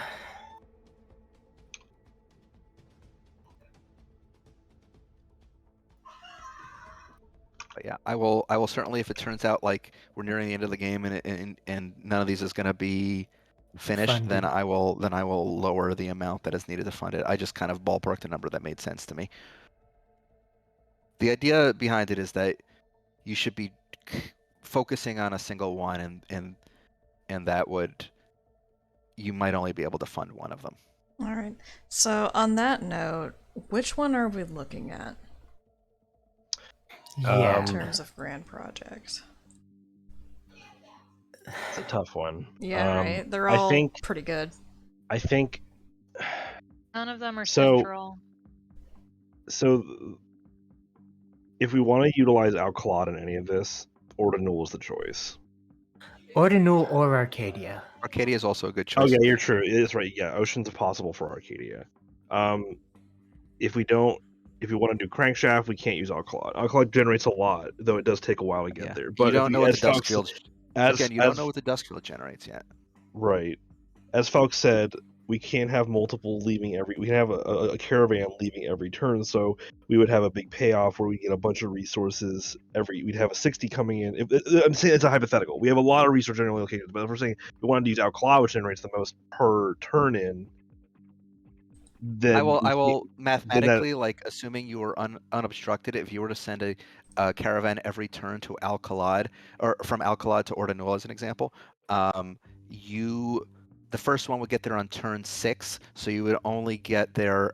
You would only have 6, 7, 8, 9, 10, 5 rounds times 60. Right. So that's That would 300. be 300. So that's still quite a bit. Yeah, assuming that you don't use That's as an your example. It's resolution not- phase for anything else in that region. I just used that one because it was the one that has the most value per delivery. Obviously, there are other places. Fort Point gets a lot. We have some, and then everything else is like 10s or 5s. So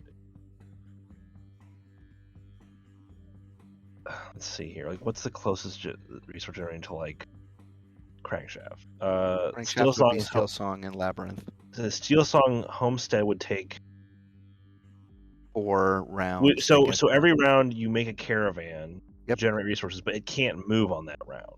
It can move on the following round. So round 1, as an example, I'm just gonna play through this without having to move any tokens, with just theater of the let's mind. assume like best case scenario, and you don't have to use your We don't have to fight resolution on like anything. recovering or quelling panic. Yeah, Like assuming that we're focusing entirely on the resource generation aspect. you generate Round a 1, caravan at the end of round 1.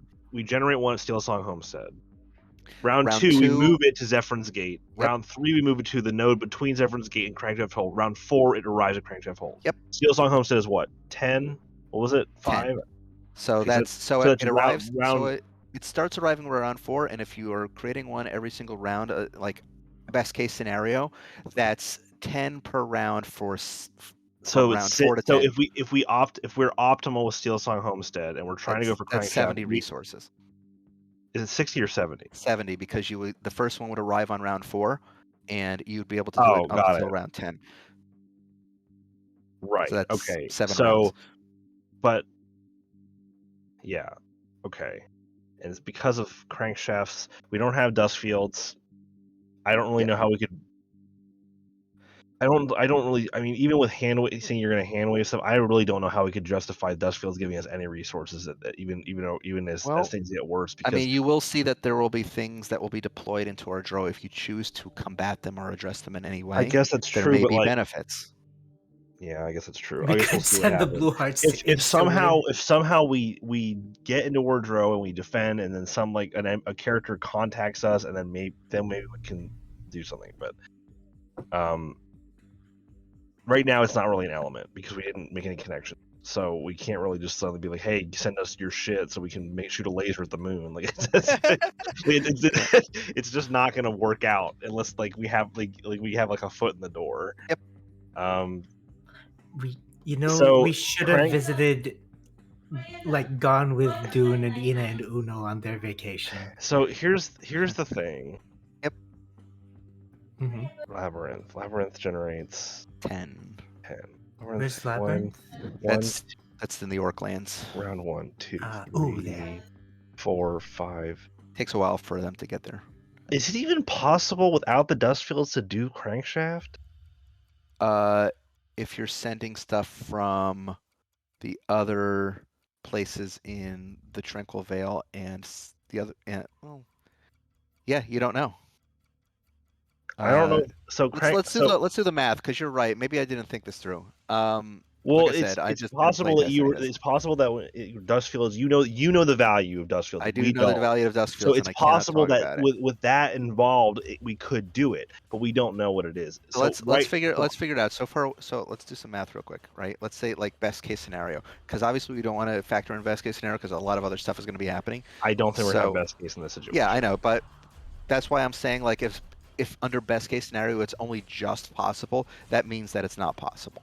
So let's do the math real quick. Let's say Steel Song Homestead, we know under best case scenario is going to be able to deliver 7 rounds for 70 total.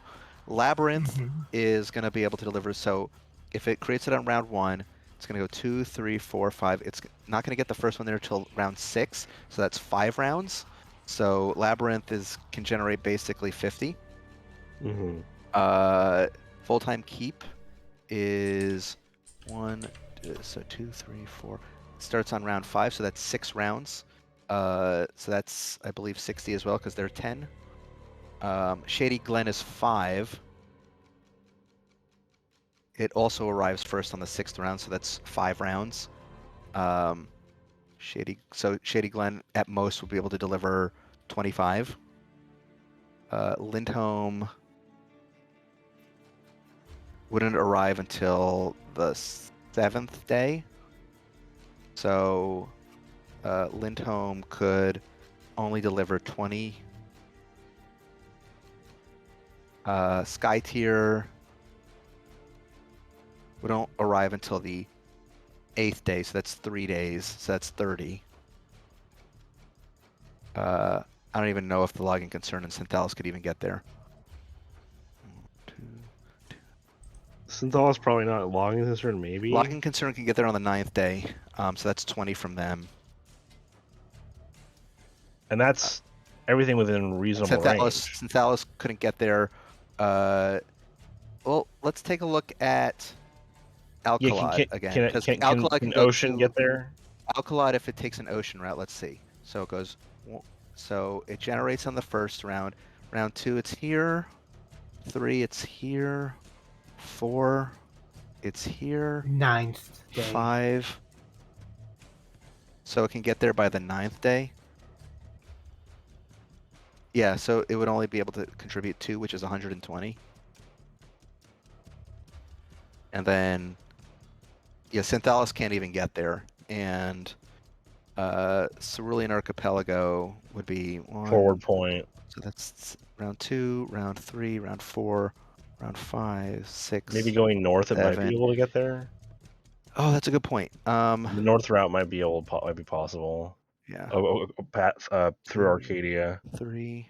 Oh wait, but it can't double on Arcadia because it has to stop at Arcadia. I'll allow it.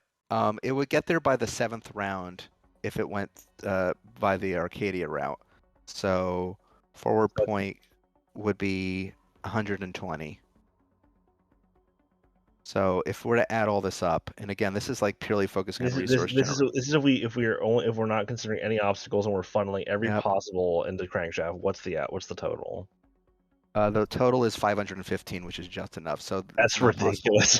That is we will not make it. I would say maybe I'm gonna have all these to 250. We'll see. Alternatively, generate more resources per delivery. That's also a good point. Maybe I'll double one or the other resources. I don't want to like mess with whatever the design is. Crankshaft like I said, I didn't impossible. playtest any of this, so so yeah, crankshaft. Well, let's play it by ear for now. I'm gonna keep it the way it is right now. I know that it won't be possible on paper, but let's see what happens because some things might happen that help you. Depending on what you do and how early you do it, they might help. But we need to return to the discussion of which one we should prioritize regardless. Yep. Yes.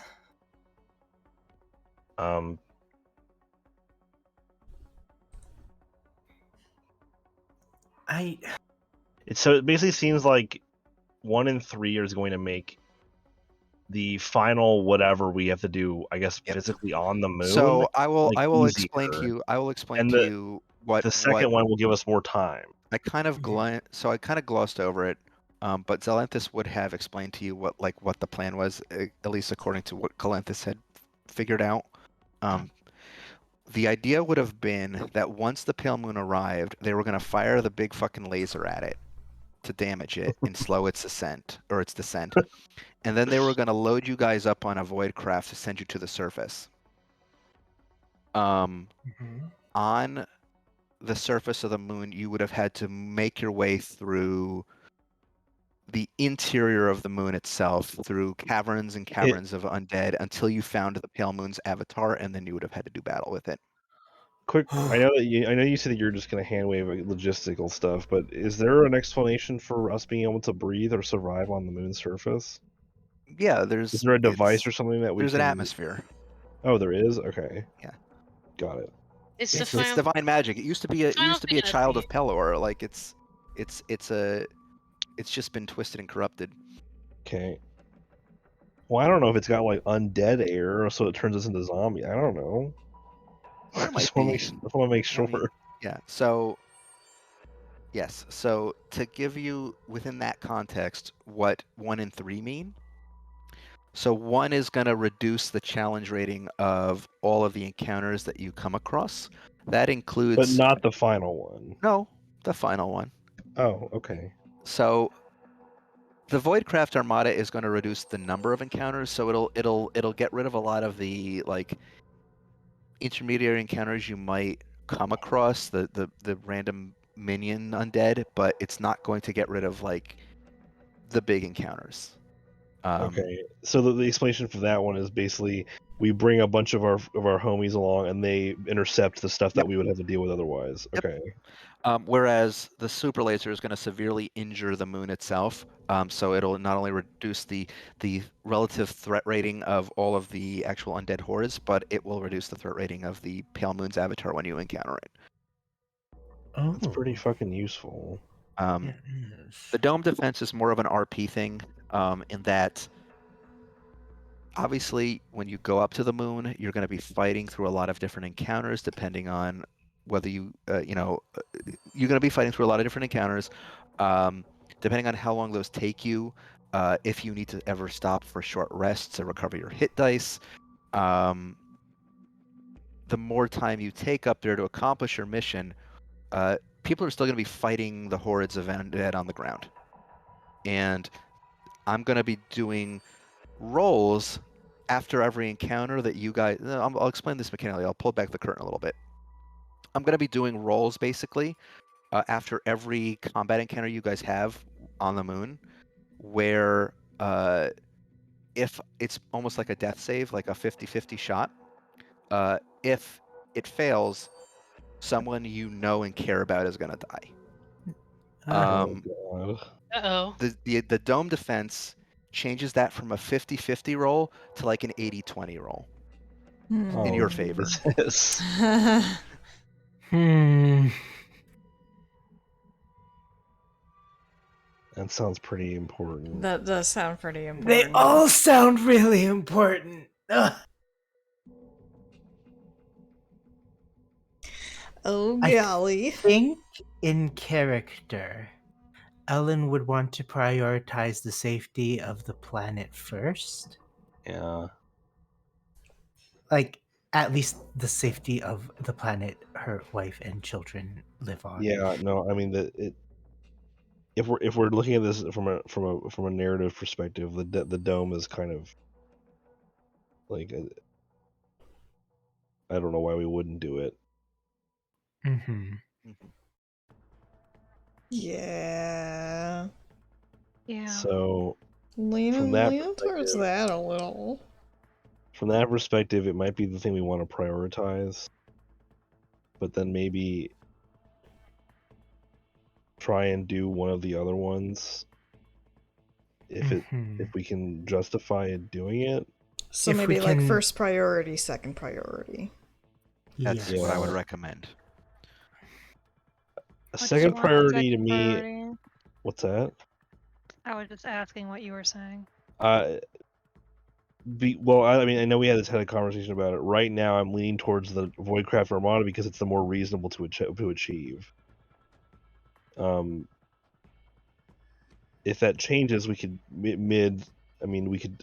Well, I mean, the thing is, if it changes too many rounds in, I don't know if we'll have enough time to generate resources. Yeah, for I the don't laser. think realistically, I don't think a set crankshaft hold is like Unless the dusk fields generate like 100 resources like and like after like round 2 they're like, yo, what up, we're gonna give you all our fields and you're gonna fire the fields out of the cannon. I don't know what the dust fields generate. I know nothing about Ordro.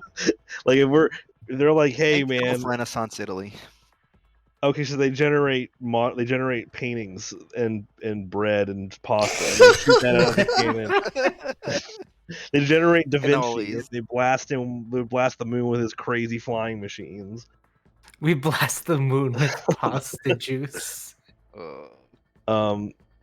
Unless they like they're just fucking popping with resources over there and they can get to the crankshaft like at a point early enough that we can like adjust. To me it feels like we have to focus on Ordinal after the dome.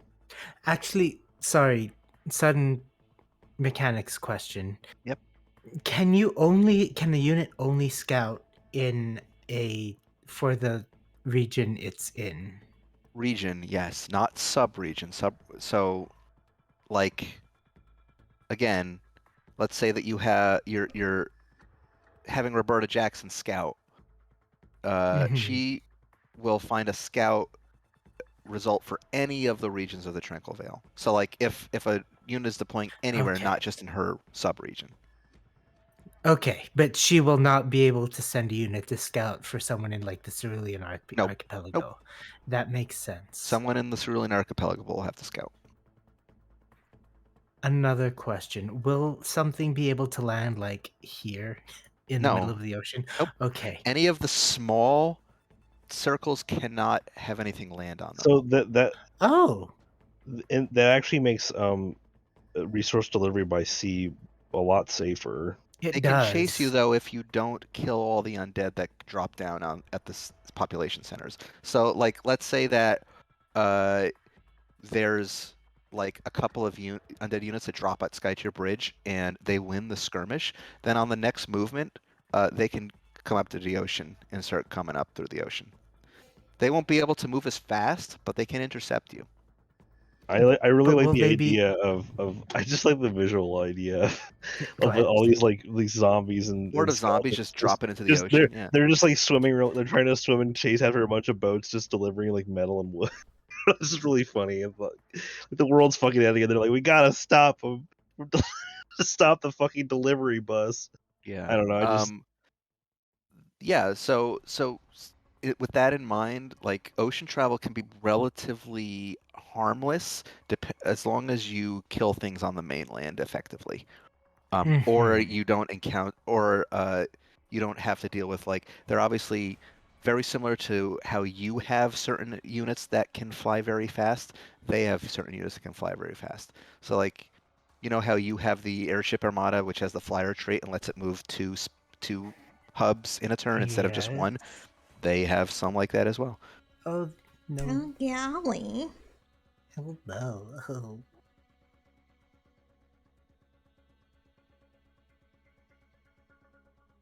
Oh So. my God! Mist form. Yeah, that's a pain one. That's just an annoying one. That's the you can guess which. Vampire. Yeah.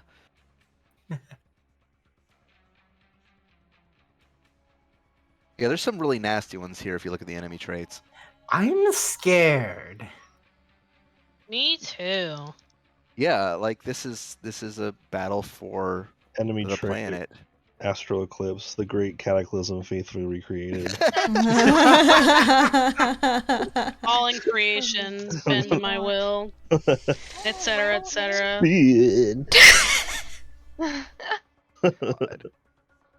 Wow. All right. Yeah, right now I'm leaning towards the dome followed by the voidcraft. Yeah, that's what I'm Mhm. thinking. Just because Sure, I don't yeah. think crankshaft hold will hold Without Ordro, I think without it's a probably miracle from the a dusk long fields. shot. Yeah. Yep. All right. So what I have here before we get started, I think we'll probably do like one round tonight. Because it's Mhm. already 11:30. I don't think, and, I mean, and we're not gonna have a game next week because Alex won't be here. mhm. Yeah. But we'll try to we'll I think- pick this up and we'll probably get a few more rounds done in the week after. I'm kind of excited to see how this works out, though. Like, Yeah, me this too. looks really cool. Like I said, it's not play tested. I don't know what's gonna happen. It might be a disaster. So what I have written here is for your research priority, Academy Dome Defense, followed by Voidcraft Armada. And then as far as who is basically taking control, like taking responsibility for each region, for the Tranquil Vale, I've got Patty and Lauren. For Sapphire Highlands, I've got Alex. For Ebony Thicket, I've got Red. Archipelago, I've got Tom. And Ashea, I've got Mel. That sound like everything that we That's where discussed. Elden's wife is from. Yeah, Mhm. it's actually very. All of these are like very appropriate. Yeah. Hell Yeah, yeah. that's why I wanted to, because I think it's thematic that the both of them do it. It is. It is. Haha, lore. I think I fucked, Lore. That's me. That's my name. I think I fucked something up. Hold on. Get it? Yes. Because Lauren. Lauren. There's a person in 14 on our server named That's Loren, and every time I I see saw them, I them. know, right? I saw them and I was like, no, that's not Oh me. no. You're right. That's not Solid Snake. Snarled Okay. Snake. I'm Solid sorry. Snake. I'm nasally right now. That's fine. All right. So Does everyone feel comfortable enough? And obviously, we'll take our time to give at least one round of this a shot, or probably just only Sure. one round because I think it's going to take a while. Yeah. Yeah. Okay, as long as We I don't go may next, only because I get- did a whole fake turn last. No, we will. I'm probably just gonna go. Well, do we want to have an order, like a turn order of who would want to go first, and we'll just like do that I'll go order? last. Okay. I'll go Do last. we want to go like shouldn't- west to east? Shouldn't Or... Patrick and Lauren go at the same time? Yeah. Well, you're all gonna discuss in general, right? Like what? Yeah. Well, I know, but recommendation- just like, Yeah, but we'll do Tranquilville as the last place that we do, because that's gonna probably take the most amount of time anyway. Yes. Um, Patrick, you're stuck with me. does anybody have any preferences about going first? Not I'll really. do it. Okay, so Archipelago, we'll do Archipelago first. I'll do it because I have anxiety about doing this, and There's only the first 3 time, icons. and I want to just like get in there and just Okay. do it. Just be a silly guy. Does anybody want to go second? Out of Sapphire Highlands, Ebony Thicket, or Ashea? I'll go. Yeah, I'll go second. That way we get the island. Like What if the... we just go counterclockwise? Yeah. No, clockwise. I'm sorry. I'm So stupid. Cerulean Clocks go that Archipelago, way. then Ashea, then Ebony Ebony. Thicket, then Sapphire Highlands, then Tranquil Vale. That Sound sounds fair? good to Yeah, me. we spiral Yeah. in like a big Question: old Is Stone of the World cinnamon part roll. of Sapphire Highlands or Yes. Tranquil Vale? It's- Okay. It's part the of Throne of the World. It's part of. Oh, there's the Sapphire Highlands. dotted line. Okay, sorry, I didn't.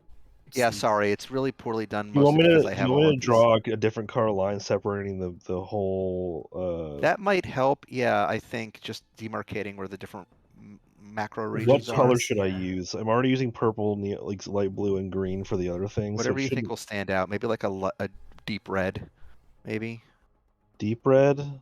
like whatever works. Deep I don't want I to do was like just- bright red because Yeah, that's what I mean. A bright red. Sorry. Should I do a bright red? Okay. Yeah. All right. So let me get the measuring tool out. Oh, and I that's a can- square. Hold on. Whoops, wrong tool. So this is the dividing line for the Highlands and the Vale. This area right. Yeah, this I one can right see here. them. And I know then- what they are. Yep. I just had the wrong tool equipped. Okay. It's not going to be a good line because I'm doing it with a mouse. That's fine. There's like a weird kind of like double overlay because I made like separate little tokens that can be colored and tinted so that I can represent the panic rating. Oh, I was thinking that was like a sketch. I don't know. No, it's not Why like would you that. sketch It's- with a mouse? So I guess I don't need to do it anywhere else. This is the only place where the regions are like all on the same physical continent. Yeah, yeah. The other ones are just separated by ocean. So Yep. So those Okay. are those are the dividing lines between the Sapphire Highlands, the Tranquil Vale, and the Ebony Thicket. Okay. So let's put down round one's first invaders. Hee hee hoo hoo ha ha. All right, I gotta make some decisions here. Definitely want these guys. Love these guys. Let's take one of these. Take one of these. It's slowly ramping up.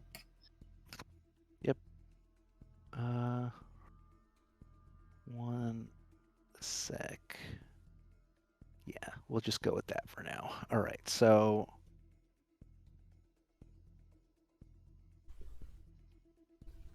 yeah, sorry, this will take a bit because I am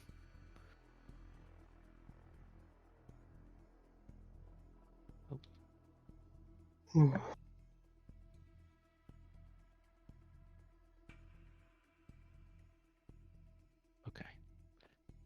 Doing a lot of copying and pasting. It's cool.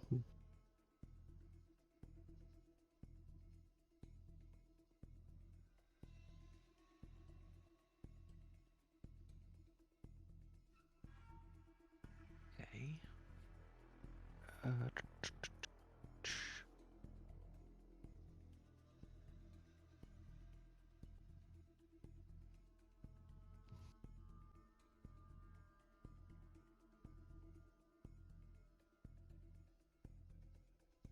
Oh, nice. I realized the preparation phase is also going to take very long. Yeah, It's fine. it's probably gonna be the one that takes the longest. Well, Yeah, maybe not. I I think don't so. know. Well, the battle phase may also They're take a all very gonna take a long time. long time. Okay, so that's 5 regions, and then the 6th region we will have.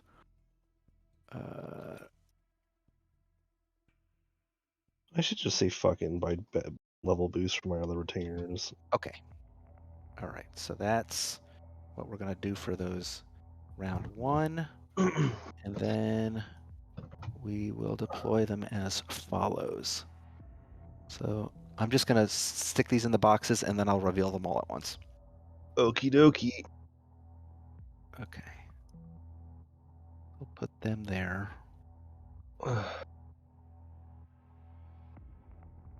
Please don't.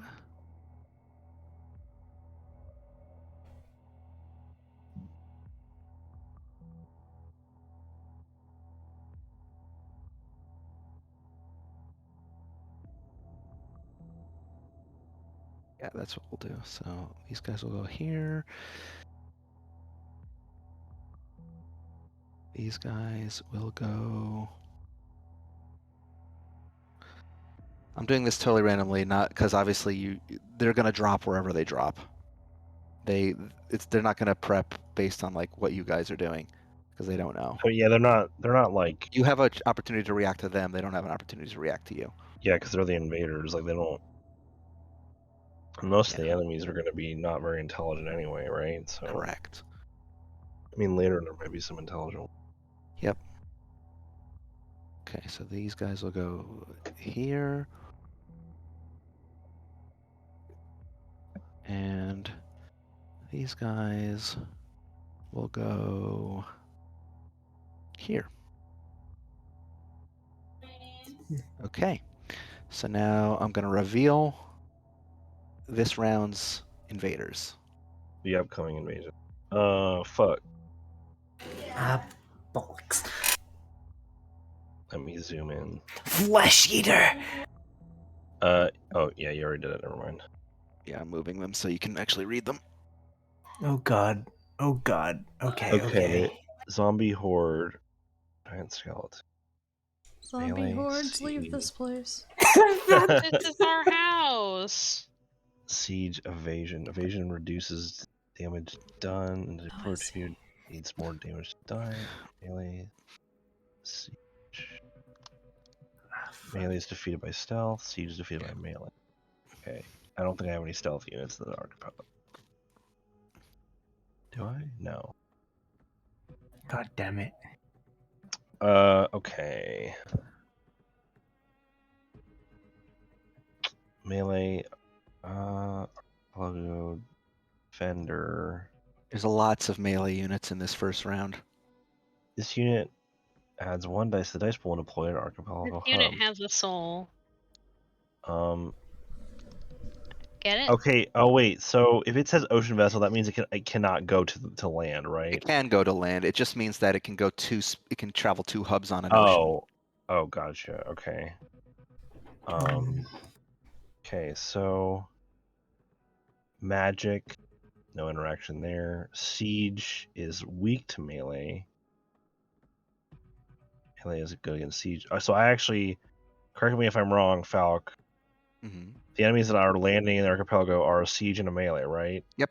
So I actually have type advantage and disadvantage, hypothetically. Yep. Because depending on where they drop, I could be in a situation where either I have advantage or they have advantage, or neither. Or both. Or both. Yeah. But keep in mind, Jirak also has bombardment, which basically means he gets an additional against. Well, that's against ranged units. Yeah, I it believe. doesn't come into play here. Doesn't come into play Healer, present. This won't really matter because I can't get. Well, no. Well, I mean, technically, you could use. So here, Yeah, I definitely want someone to be at the Citadel. The Berserkers are good ones to have there. I'm gonna have them. What So does we'll Fortify start with do you, again? Tom. What you have 3 units. We'll start with the Cragbreaker Berserkers. What do you want them to do? What does Fortify do again? Fortify means that if a skirmish occurs at their location, they gain an additional dice to their dice pool. Okay.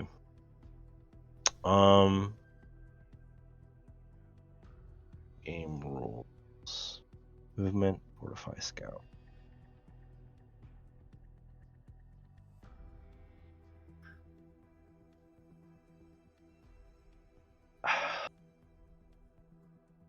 Keep in mind the Cragbreaker Berserkers also, by default, get an additional dice of damage as long as they're deployed in the archipelago. Yeah. I want someone to scout. The question is who does it. Mm-hmm. Me. I do it. Yeah, Lauren, your turn comes last, remember? I go in Okay, the game and I so do it. I think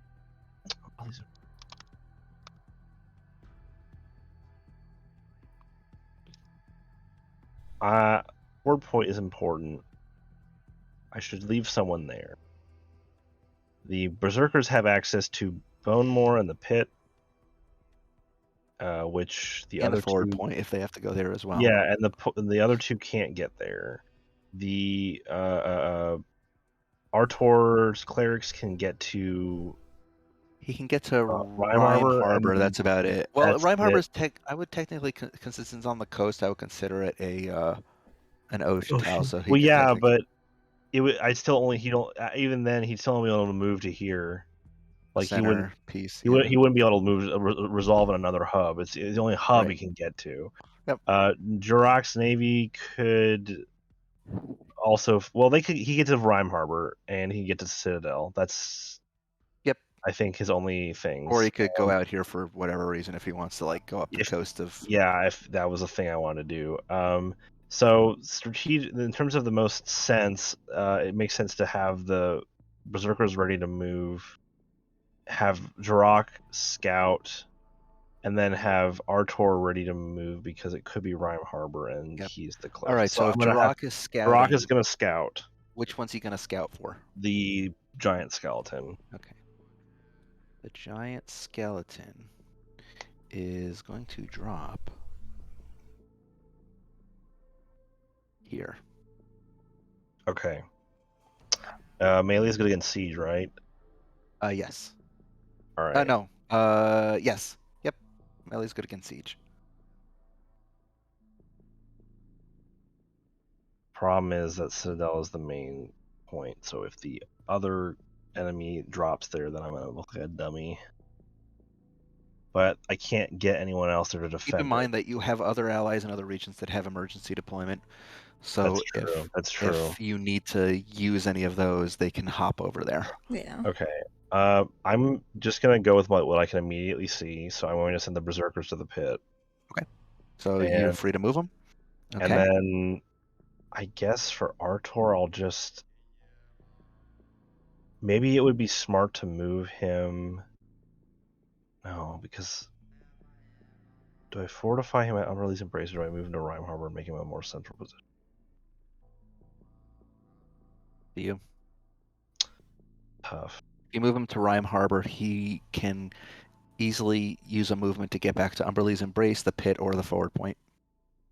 But that's only in the preparation phase. Yeah, next round is what I'm saying. Can he move during battle? No. Oh, next round. I'm saying next round. He could, gotcha. From Rime Harbor, easily get to any of those three places. Yeah, that's why I think. I mean, fuck it, whatever. I'll just move him to Rime Harbor. Okay. So that way he can, for the next round, he can move somewhere, and then we just. That's it. And then I don't see where the other group drops until. No, because that's the battle phase. So Okay. nobody will know where the remaining units drop until then. Okay. Also, it's probably gonna end up being too tedious for you. I cannot see the numbers on that skeleton. Oh yeah. But don't worry about it. It's fine. I will tell you. Well, just tell me how much HP they have, and that's fine. They have 3 or something, right? They have 2. 2. Okay. Here's 2. Yeah, I before we play next, I'll have to go through all these tokens and make sure all of the HPs are visible because this fucking roll 20 is shit sometimes. Okay, so that takes care of Cerulean Archipelago. We'll go to Ashea. Ah, fuck. Okay. I am so scared about the motherlode right now. Mm. But like, because Yeah, there's far if away. something lands there, there's literally nothing I can do. Yeah. But my Shayan monks can move and have step of the wind, which Yep. means they can scout and move They at can. once. You are right. Oh, that's really Um, nice. I will have them scoot out the. So these all have 1 hit point. Okay. God. What's putrid stench? Hatred Stench reduces your dice pool by 1. F. Yeah, that's the scariest one to me, I think, right now. So Ghost Horde. Ghast Horde? Ghast Horde. Yeah. I don't have fucking eyes. It's fine. It's really small and the map is really It's big. very small. Okay, the Ghast Horde is going to drop here. Then they will move here. Oh god. Okay. So that takes care of the monk's turn. You still have the Dune Devils, the Alcalad Royal Guard, and the Alcalad Arbalests.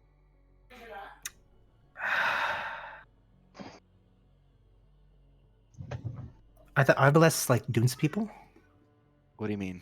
Who are No, the they're Arbalests? just part of the Alcalad Guard. They're just not the Queen's Royal Guard. They're like the regular guards people.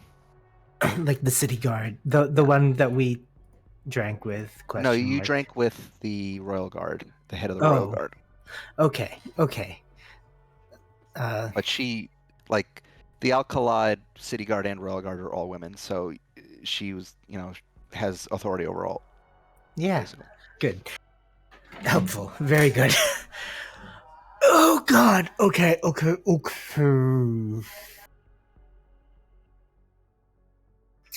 The Dune Devils have emergency deployment. They do. The thing is, I'm so scared about the mother load. Yeah.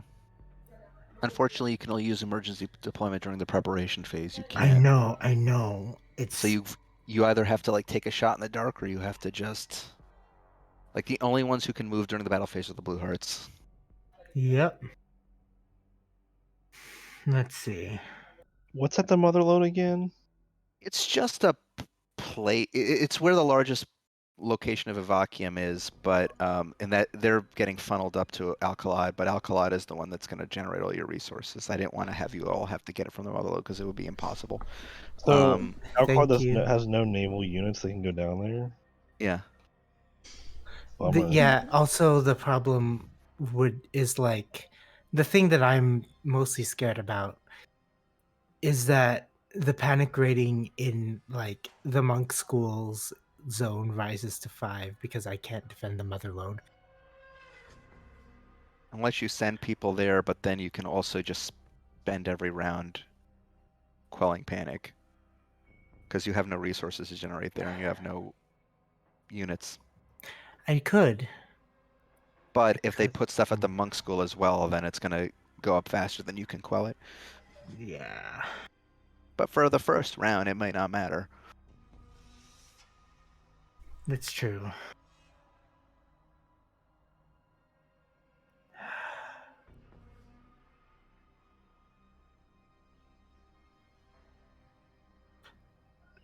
It's also really funny that Devil's Bargain is just really funny. Yeah, Devil's Bargain is hilarious. Thank you for writing that, Sal.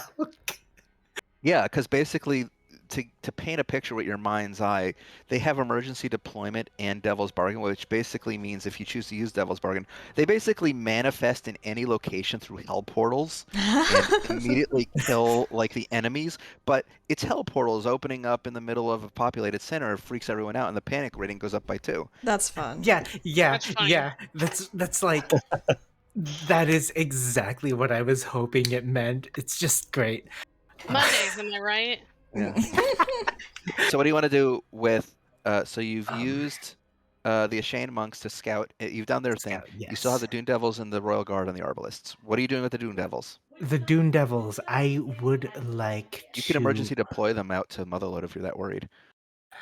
I am, but I can just quell. That's true.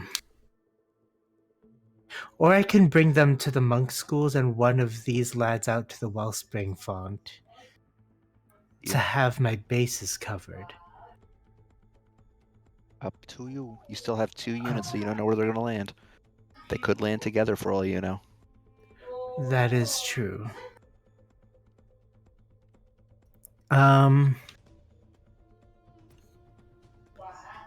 Okay, I'm gonna have the Arbalists scout. Okay. Actually, What do you want them to scout? one of the One of the zombies.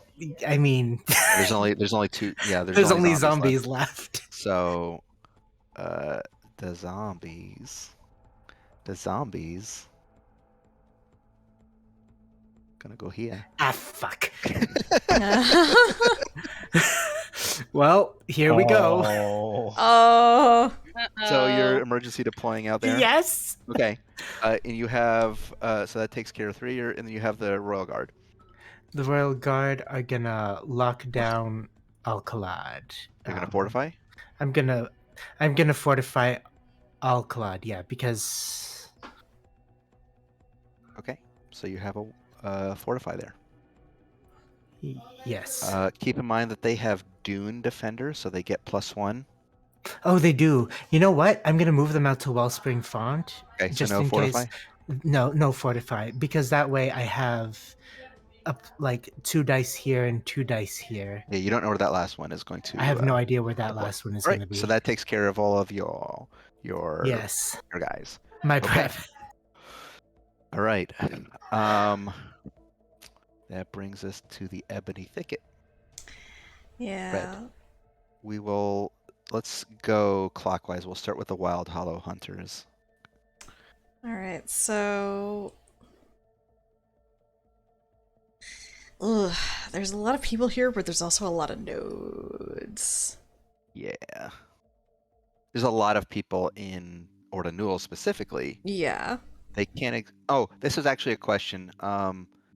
My bad. I'm gonna say for the first round, Eldath's champions. Tom, where do you want them placed? Oh, where are they right now? I just put them near Orda Newell for now, but like they're gonna just go where you tell them to go. What do they got? Magic and Glitter of Mother's Blessing? Yeah. So they don't have any ways to travel quickly? Nope. Wait, so are you asking where I want them to move from Orda Newell, or do I have them asking Where do you want their starting position at the start of the game to be? Oh, fuck, dude. Grove Mother's Blessing means that this unit can sacrifice itself to restore all other units that fall in a skirmish. So, like, let's say that you have a really bad luck in a skirmish and you use like you lose like 3 units. You sacrifice Eldath's champions and they all come back. Oh, I don't know. I mean, they should probably be someplace where a lot of characters are going to be, a lot of units are going to be. So that could literally be a lot. That could literally be almost anywhere. Orda Newell's important. Also, do not Arcadia is forget important. about the Dragonborn, the Throne of the World teleport. Oh So think of- yeah, Yes. we do have a. Oh, that's true. Yeah, don't forget about that. So in theory, like you can move any of these Orda Newell ones to Alcalad if you want to support Mel. Sorry, the Throne of the World is not a hub, right? No, it's like, not a things hub. can't land there. Yeah, things cannot land No, there, it's but not- things can move there. Okay. But they have to move 2 spaces Yep. to get there. Yes. I honestly don't know. I mean, what does anyone think they should the LS champions should be anywhere that's not Orinool. Arcadia is fucking loaded with people right now. Mhm. Sapphire Highlands has a lot of people. You can keep them in the thicket if you feel more comfortable having them there. I mean, they can teleport to these other locations. So just keep them there for now then. They also like. Yeah. Um, Sorry to delay your turn, Red. I just Oh no, it's okay. If remembered you're that. needing anybody anywhere, like feel free. No. we don't really have a healing unit in the Ordinal at the moment, so I guess just leave them there. Okay. And then, I mean, the places I would put them are places that they can move to in one turn because of the teleporter. So, Yep. I'll just leave them there Okay, for cool. now because I So- can't think of a reason not to just have them. I can't think of a reason to move them at the moment. Perfect. All right. So we'll leave them there for now. So again, what do you want the Wild Hollow Hunters to do? They are a ranged job. They have Thicket Defender, which means if they're deployed in any of these Thicket hubs, they get plus 1 dice pool. Okay. So scouting question: Does scouting need to be? Can scouting only be done for the node that unit is on? No. So the way scouting works is that it applies for the whole region. So basically, what you do is you say, this unit is in Ebony Thicket. I want to know where one of these enemies that's going to land in the Ebony Thicket is going to land. I will show you exactly where in the Ebony Thicket it's going to land, even if it's not in the sub-region that scouting unit is currently located. Okay. So like you right now, your Wild Hollow Hunters are in the Eastern Thicket. An enemy that you're looking into might land in the Western Thicket. You'll know that. All right. In that case, yeah, I'd like the Wild Hollow Hunters to scout. Okay. Which one do you want them to scout? You have 2 skeleton hordes and a ghoul horde. I feel like the skeleton hordes can be dealt with for the most part, but the ghoul horde might be a problem. They'll have 1 hit point. The ghoul horde or the skeleton horde? All 3 of them have 1 hit point. Okay. I'm gonna make them visible because fucking. I'll go with the horrible. ghoul horde, just Okay. because it's the odd one out. All right. So the ghoul horde. Come on, stop being annoying. Thank you. All right. The ghoul horde is going to land here. Okay. All right.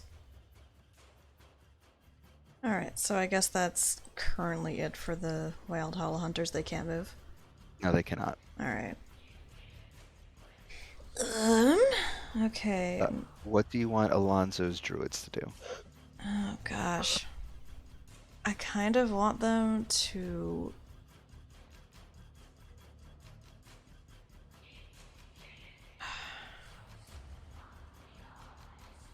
God, there's so many notes. I know I want somebody to escort the caravan. I'm just trying to figure out who...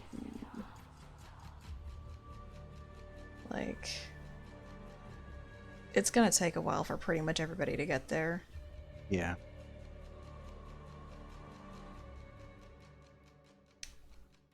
It feels weird. Well, no. No, it doesn't.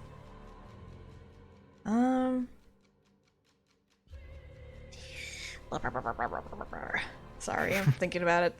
There's so much to... Yeah, there's a lot. This is why I wanted to divide it among Yeah. everybody, because It is. Among this would be Us? way too much for Among Us? only a handful of people Yes, to take Among on. Us. Bogus. Among Pequeño. Us. Among Pequeño. Rereading something. Okay, I think I'm going to have Alonzo's druids remain in Evendel for the time being. Do you want them to fortify or do you want them to scout? I'll have them scout. Okay. So a skeleton horde? Yeah. All right. Or a skeleton horde. Or a skeleton horde. Or the square hole. they're gonna drop down also here. Ooh. Okay. That changes a couple of things that I was going to do. Alright. Okay. That brings us to the faction that's in Ordanul. Okay, so there's like 2 ports in Blackvine Well. I am going to have the old heroes emergency deploy there. All right. Anna summons a teleporter or a teleportation spell. Yeah. They drop in. Hell yeah. Okay. So they will stay there for now. I think they can probably handle them on their own. Yeah, they got 5 hit points. They've got unique advantage, which gives them type advantage regardless. Yeah. So they're all right. Yeah. Okay. So we've got the precursors. Now the precursors are flyers and terrifying presence. They're a big unit. Yeah. Flyer means that they can move 2 hubs in a single turn instead of just 1. Hell yeah. Terrifying presence means that it reduces the enemy's dice pool by 1 for each enemy unit on the field. That's fun. That's fun. It's a very powerful unit, and it has 5 hit points, which is the highest amount that any of them can have. Yeah. They're flyers, until such time as I can get other people near Santa Alasdale, they're probably the people who can get there the fastest, so I'll have them start heading towards... Okay, so you're going to have them fly up here? Yeah. Okay. Eldath's champions. I'm gonna have them also move... Well, actually, I can Wait, teleportation takes 2 turns, right? No, it takes 1. Oh, it takes 1? So if you want to use the Throne of the World teleporter, you can use your movement action on that turn to go from any place that has a dragon icon to any other place that has a dragon icon. Okay, I will shunt them over to Hobbleton Hill for now. Okay. That leaves Ordanul Dragonborn and the Blue Hearts. Yeah. Ordinal Dragonborn. Let's see, Arcane. That's So cool. Arcane means that if they fortify at a hub, they gain 1 hit point and 1 hit dice, or to their dice pool. Okay.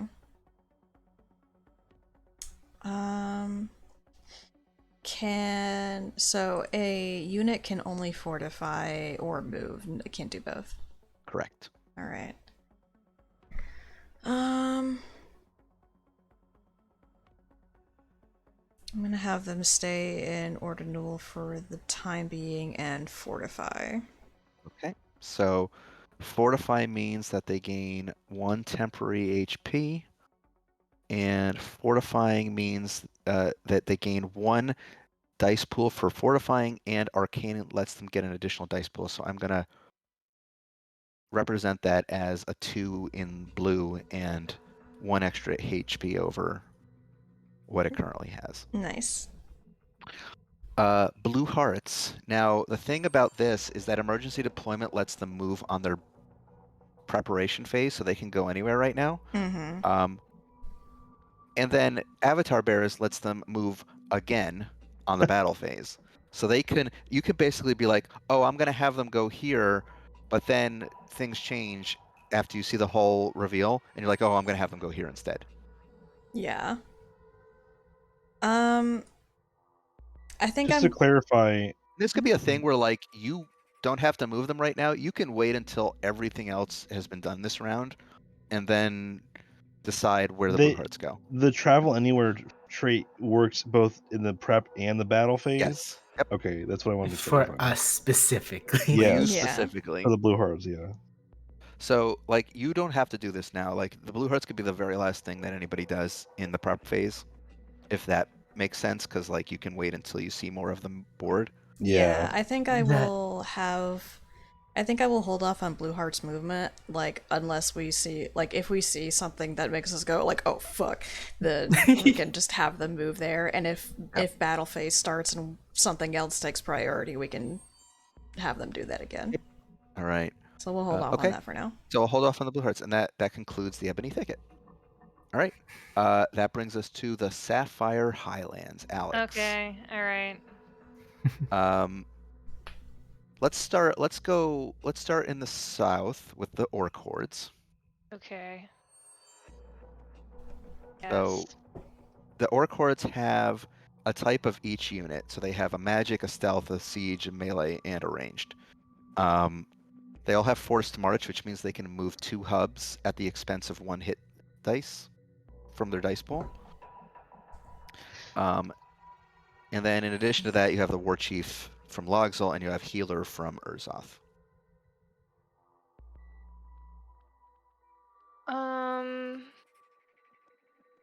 So with the order of operations here, I don't know where the guys are gonna drop. Is this a situation where I try to figure out where they're going or cover my bases? Like, if they drop and nobody's there, is it just like lost, or do I have the chance to move somebody? If you've so like order of operations, let's say that like you use hull deck over here to scout, and let's say hypothetically something drops here, you can then use Logzol to move over there. Okay. So you can kind of do it like that. If you have any circumstance where something drops at a location where you can't get to, then they just win, and the panic rating goes up by 1. Okay. It's kind of, yeah, the way I try to look at like which units are best in the position they're already in and try to use those to scout, and then have other ones that could go into a adjacent location cover anything that might appear in the scouting actions. That's how I'm trying to look at it right now. So that may change as more shit starts happening. Yeah. Yeah. Fortunately, the thing with like the Highlands and the Tranquil Vale in particular is that there are so many units that you can probably scout out everything that's going to drop. Right. Yeah, at least starting out. So I know you have to use the recover action to get units back when they're knocked out, but do they if they didn't get knocked out, do they recover their health at the end Nope. of the? Okay. Nope. Recover restores everything to full and also brings any that were knocked out back. Okay. But if you don't do recover, then they just stay at the hit points they have. Okay. Basically, think of it like they didn't have a chance to take a long rest. And so these 3 guys, it could be like literally all 3 in one section, or are they 1 for each section? Do I know without or? You don't know unless you scout. Like they can have like one enemy drop it down in one place each, or they can all drop in one place. Mm-hmm. I'm kind of doing it randomly at this point. All right. No rhyme or reason All at the of moment. these guys are melee. Unfortunately, my stealth is. Your stealth guy's way out there. Yeah. They're around. I will take Hazem's horde and I'll scout. Okay. Which one are you scouting for? The zombie horde or the skeleton hordes? Let's just go with the zombie horde for now. Okay. Zombie horde is going to fall on the Shadestone. Okay.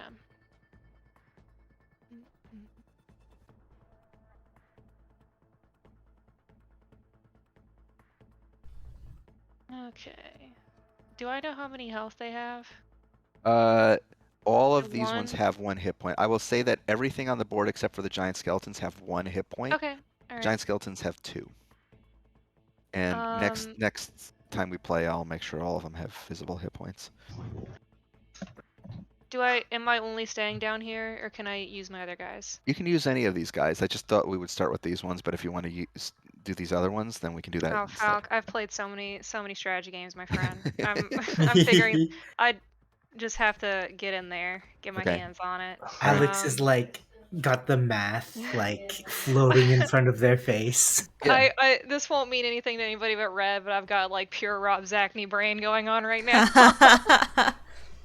I'm putting the gif of Alex in Wiggle.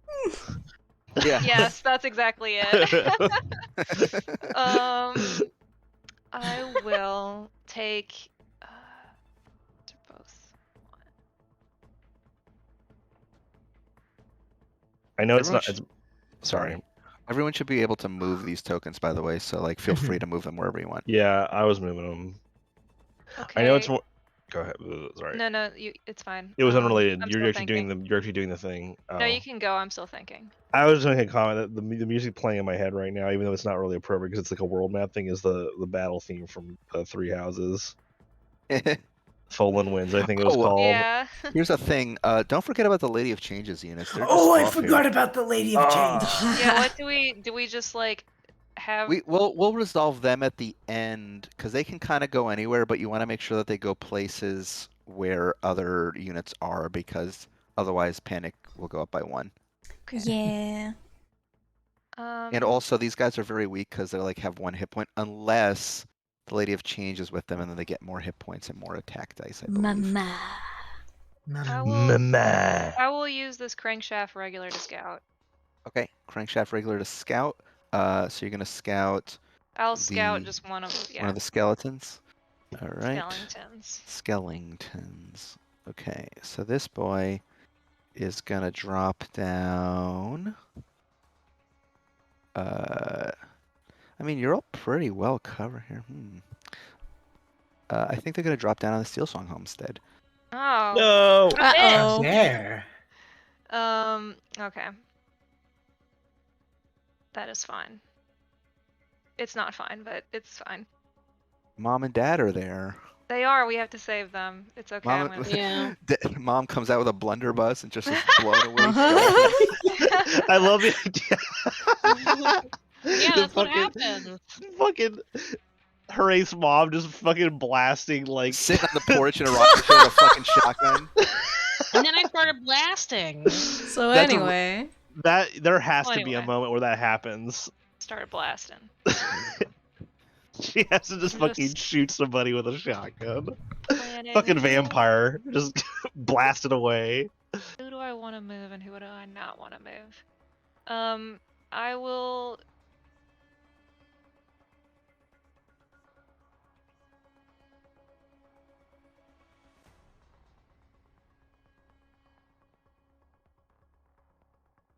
I will use.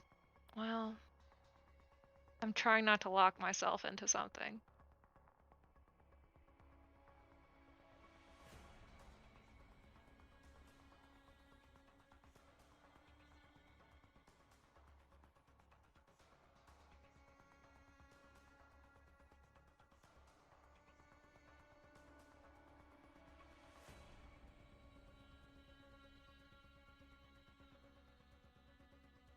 What are you thinking?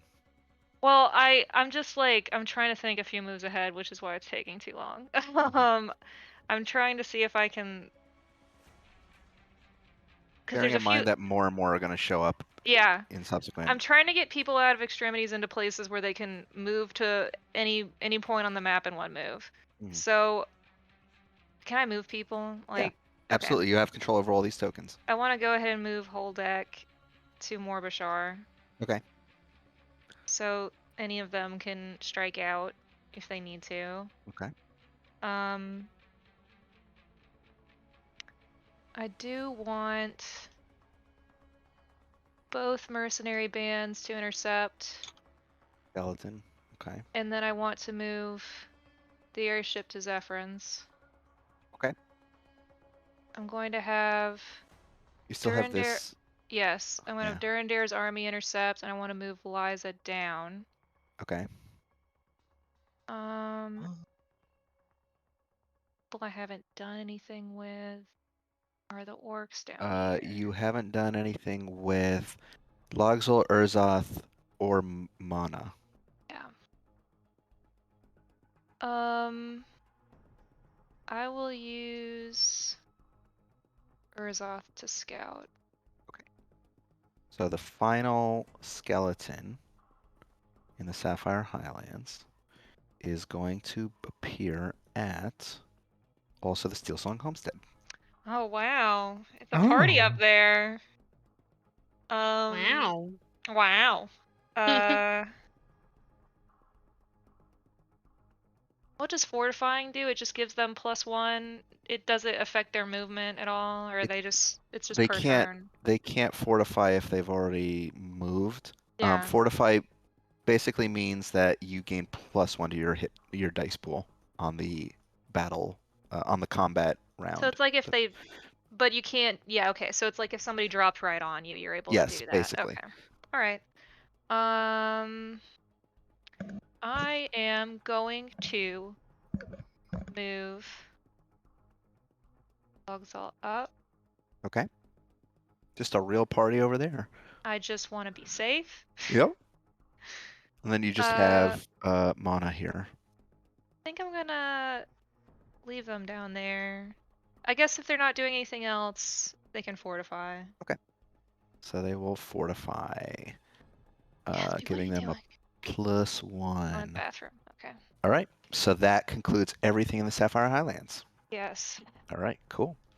That brings us to our last region, which is the Tranquil Vale. Patty and Lauren. Cool. So, how are we splitting this? It's up to you. Like, you can discuss it in general.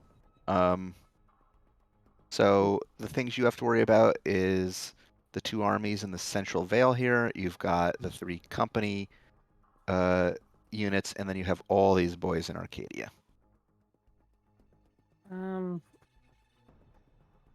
Well, I think we should like use as much scouting as we can right now. I don't know, that feels the safest. And like Tom said, doing it with units that are kind of like good where they are. So that would be the Storm Oak for one. Yeah, because the Storm Oak can't move. It's not gonna move anywhere. The Storm Oak just picks up its roots and starts wading through the ground. That's what I was saying. Fucked up. Okay, so you want the Storm Oak to scout? Yeah. All right. Do we have any preference on what to scout? So you've got a Ghast, and 2 zombie hordes. I got from Minecraft. They all Any have preference? 1 hit point. Just Any like preferences, Minecraft. Lauren? Sorry, I was making a Minecraft joke. Oh, that with the Ghast. I was hoping someone would laugh at it. I- No one In did, the so I nether. repeated myself. Oh. Thank you. I don't know. I think scouting's probably the best. I mean, I will probably do a similar strategy to what I did earlier. Okay. But which one more do you want to people. scout? But I gotta figure out. We gotta figure out who's doing what.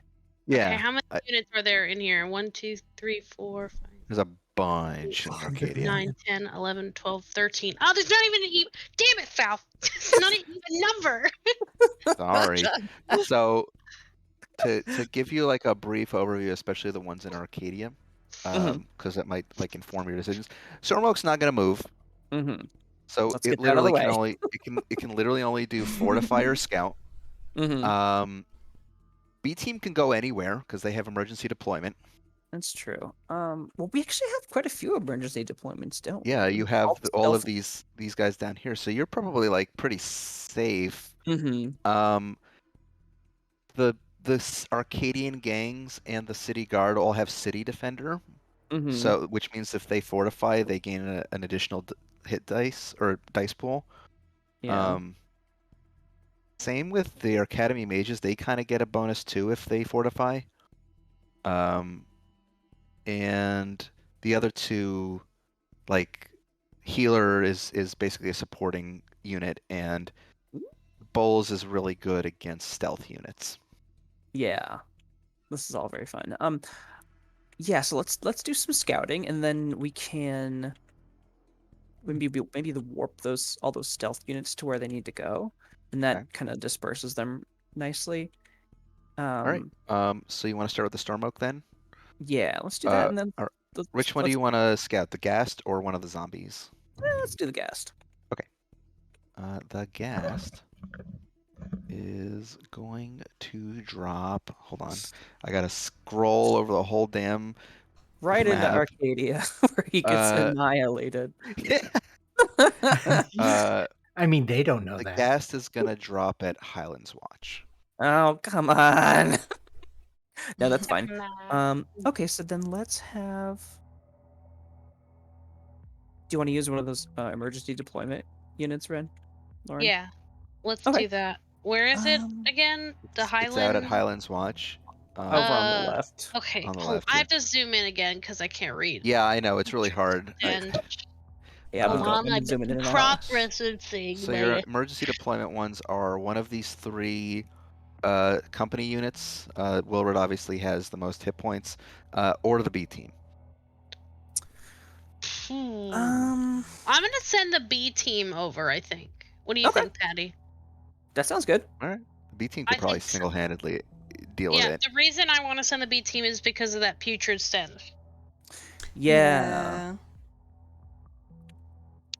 Because they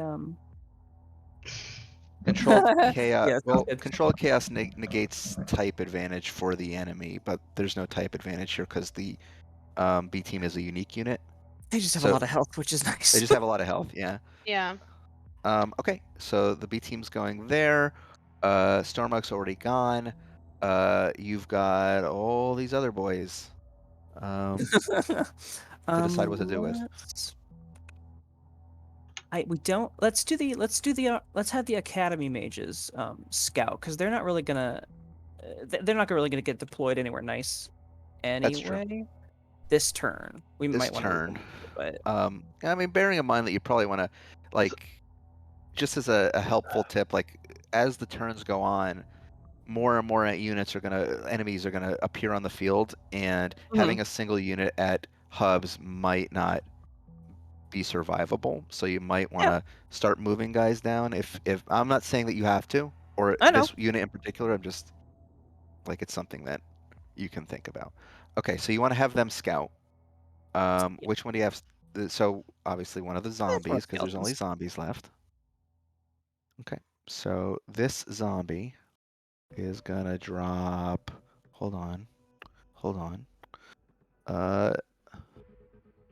They're gonna drop on Clearwater Port. Oh, okay. Okay. Oh, so let's send the Bronze Jackals down there.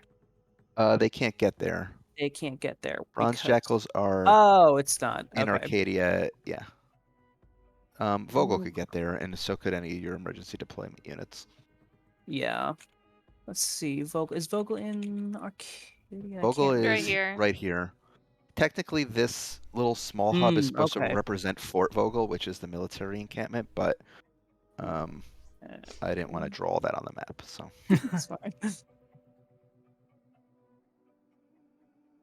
Okay, well, let's melee. Like when I don't want to draw the feet. Undead Fortitude. And then Undead, Siege. yeah. What is Siegebreaker? Let's see what that is. Siegebreaker is okay. makes them that makes sense. particularly good against siege. Okay, basically. So we got the Beam team down there. Do you want to deploy one of these emergency deployment guys over there? Because we're having kind of a hard time because they can't really get from Arcadia to there. This one I will put Wildred here. Okay. Cool. Thank you. All right. So you've still got these 4 units in the central veil, and then you have all these motherfuckers all up these here. fuckers up here, with the exception of the Storm Oak and the Academy mages. So you have the 2 Arcadian gangs, the City Guard, and Bowls, and the Soothing Hand. Balls. I guess we could start moving some. Oh, okay. Well, no. Let's do the third. Let's do the third scout. Okay. Who do you want to have scout? Does that sound good, Lauren? Yes. Okay. Who do we want to have scout? So.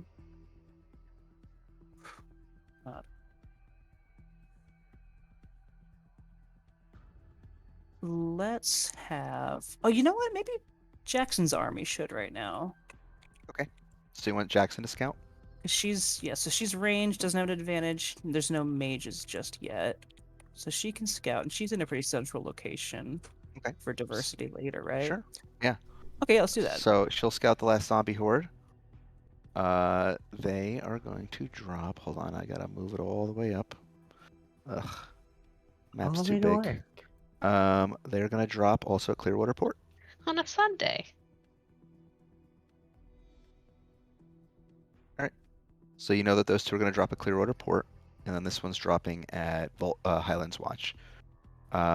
You still have Vogel, these remaining two company units, Bowls, the Arcadian gangs, the City Guard, and the Soothing Hand. So it's up to you what you want to do with them. At this point, really you can only use Fortify or Movement because you've scouted everything. Mhm. Let's. Okay. Well, let's move a couple. I would say let's move a couple. No.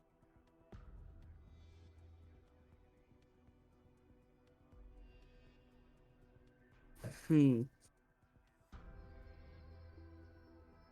can move.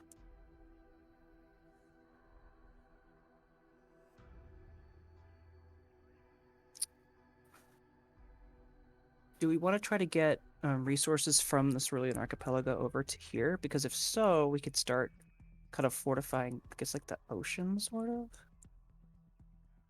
Or would that be kind of a bad idea? Are you trying to ask if you can teleport one of the emergency deployment guys to a small? Oh no, I'm talking about just sort of like manual, like moving some people out of Arcadia. Oh, fair enough. Yeah. Onto the sort of ocean track. If They we can wanted to they can't. So here's something I'll explain about caravans. Mhm. Caravans. So regular units, unless they have ocean vessel in them, can only move one square per turn, one hub per turn on ocean tiles, unless they are accompanying a caravan. Then they can move two. I should have written that okay. down too. I just remembered that that was a rule. Okay. There were a lot of rules that I was writing down. I forgot This them. is a lot. This is great. How fucking dare you? No, it's fine. I do want to move some people out of Arcadia just a Sure. little bit. Okay. Do you have any idea what would be any thoughts on what would be best, Lauren?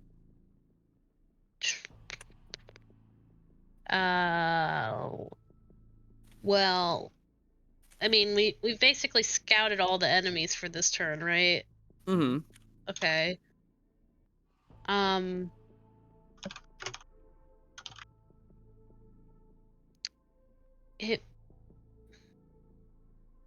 So I'm just thinking we might want to kind of have them. I mean, what ideally is, I think we should have more coverage down here.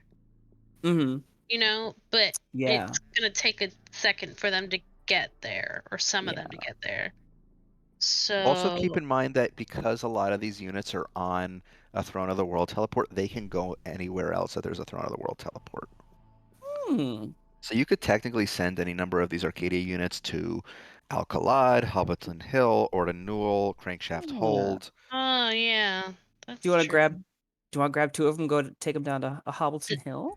Does anyone want, like, does anyone feel like they're in particular need for more units? So we've got a good amount of them. Yeah, you can send them to the archipelago as well. There's basically like at least one teleport in each region, with the exception of Ordro. Yeah. I feel pretty good for right now. Okay. Then we'll keep. I think maybe we should warp 2 to Hobbleton, because if you want to protect the south there, that's the closest they'll get right now. So let's move. Let's do a magic. You can't person. You can't teleport. Sorry, I'll wait. I'm just thinking. I'm interrupting. Oh wait, you're fine. So let's move like a magic person and a melee person down there, just in case things get weird. To Hobbleton? I guess so. Yeah. Does that sound? All right. So you've got 2 melee options. One is the Scarlet Knives and one's the City Guard. And then you've got 2 magic options. One is the Soothing Hand and one is Major Bowls. I'm gonna say let's keep the City Guard in the city. Okay. And we can send the Scarlet Knives and Major Bowl's army. Because he is good against well, He's very good against stealth units. He's good against stealth, and then is magic against stealth? I'm not. Magic is against Magic stealth. is- Basically, it's like they use true seeing and they can see through the stealth. Okay. That was my rationale for it. I I like like him. it. Yeah, Yeah. let's do bowls and scarlet knives down there. Yep, that sounds Great. good. Cool. So we'll move Major Bowls and the That's Scarlet an Knives awkward all the way down to teleport Hobbleton trip. Hill. They join Eldeath champions. They're like, "Sup? What's up? What's going on?" That's an awkward teleport. Yeah. Hey. Because Hey. a squadron of the Arcadian military and a bunch of gang members just end up in the forests. Oh, you know. And- Don't worry about it. And Okay. bump into like champions Legendary of literal champions legend. of Eldeath. Yeah. Okay. So you've got the Arcadian City Guard. You've got the Bronze Jackals. You've got the Soothing Hand. You've got General Vogel's army, and you've got these 2 remaining company units to do something with. Okay, well, I think we definitely want to warp one of those stealth guys over to Wildred's squad because he Okay. is gonna. If not They're both, they're 'cause both the same. Like they're both the same. They do the exact same thing. So No, I know. I'm just saying, how many of them should we put down there? I think maybe both of them, because yeah, you can do that. because they have undead fortitude, so we're gonna need 2 dice You want as many dice as against possible. them anyway. Yeah. So. Yeah, does that sound good? Okay. So you want to Yeah. warp these 2 groups up here. That Yeah. leaves General Vogel, the Bronze Jackals, the Guard, and the Soothing Hand. General Vogel.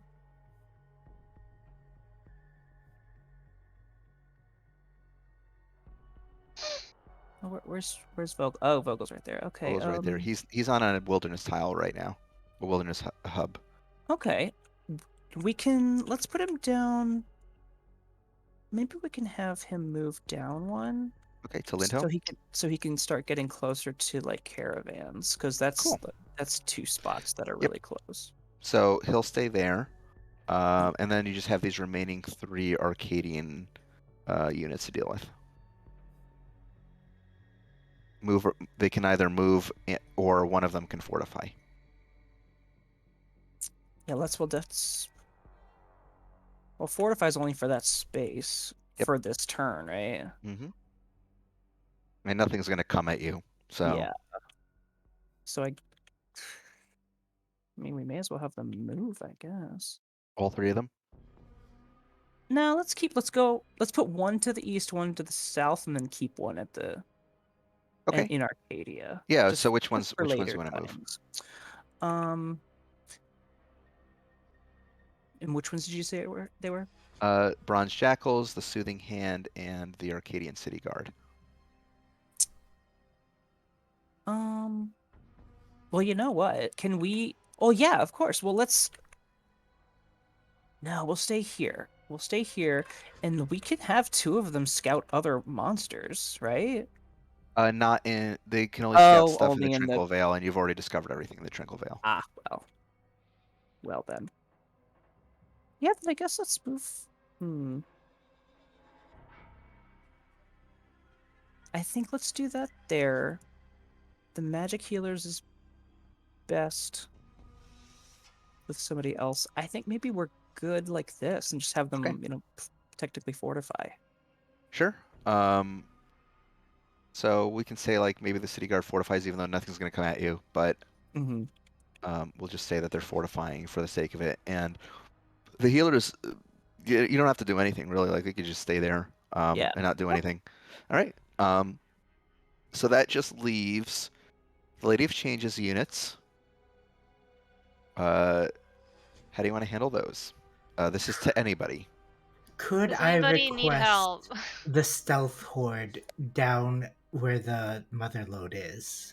Sure. Because yes. that is a zombie unit with undead fortitude and Well, keep in mind that unless anything else is there, the panic's gonna go up by 1, right? Because you teleported someone there. Okay, Yeah, never I mind. did. Duh, I forgot that you teleported the devils there. Okay, Which so one is we'll this? put the stealth one there. Which one is the stuff? I already moved them. Oh, thank you. Yeah, it's the displacer beasts. Oh, that's Tackle's family. Yeah. Okay, so you've still got the Lady of Change herself, as well as the Siege Horde, the Melee Horde, the Ranged Horde, and the Magic Horde. And then we've got the blue hearts. There are still one unit in the Thicket, Archipelago, and Arcadia. You don't know where they're going to go, and Ordro has 2, and you have like no coverage there. But obviously, there's nothing you can do about that because you don't really know what's going on in Ordro. It would be funny just to send the Lady of Change and be like, "We come in peace. We promise. We're here to help." But she also has the horde trait, doesn't she? Yep. And so Yeah, that will basically every one of these units is gonna need a chaperone, or there might be problems. And the Lady of Change is best when paired with other swarm monster units because she Yeah. gives a bonus to them. yeah.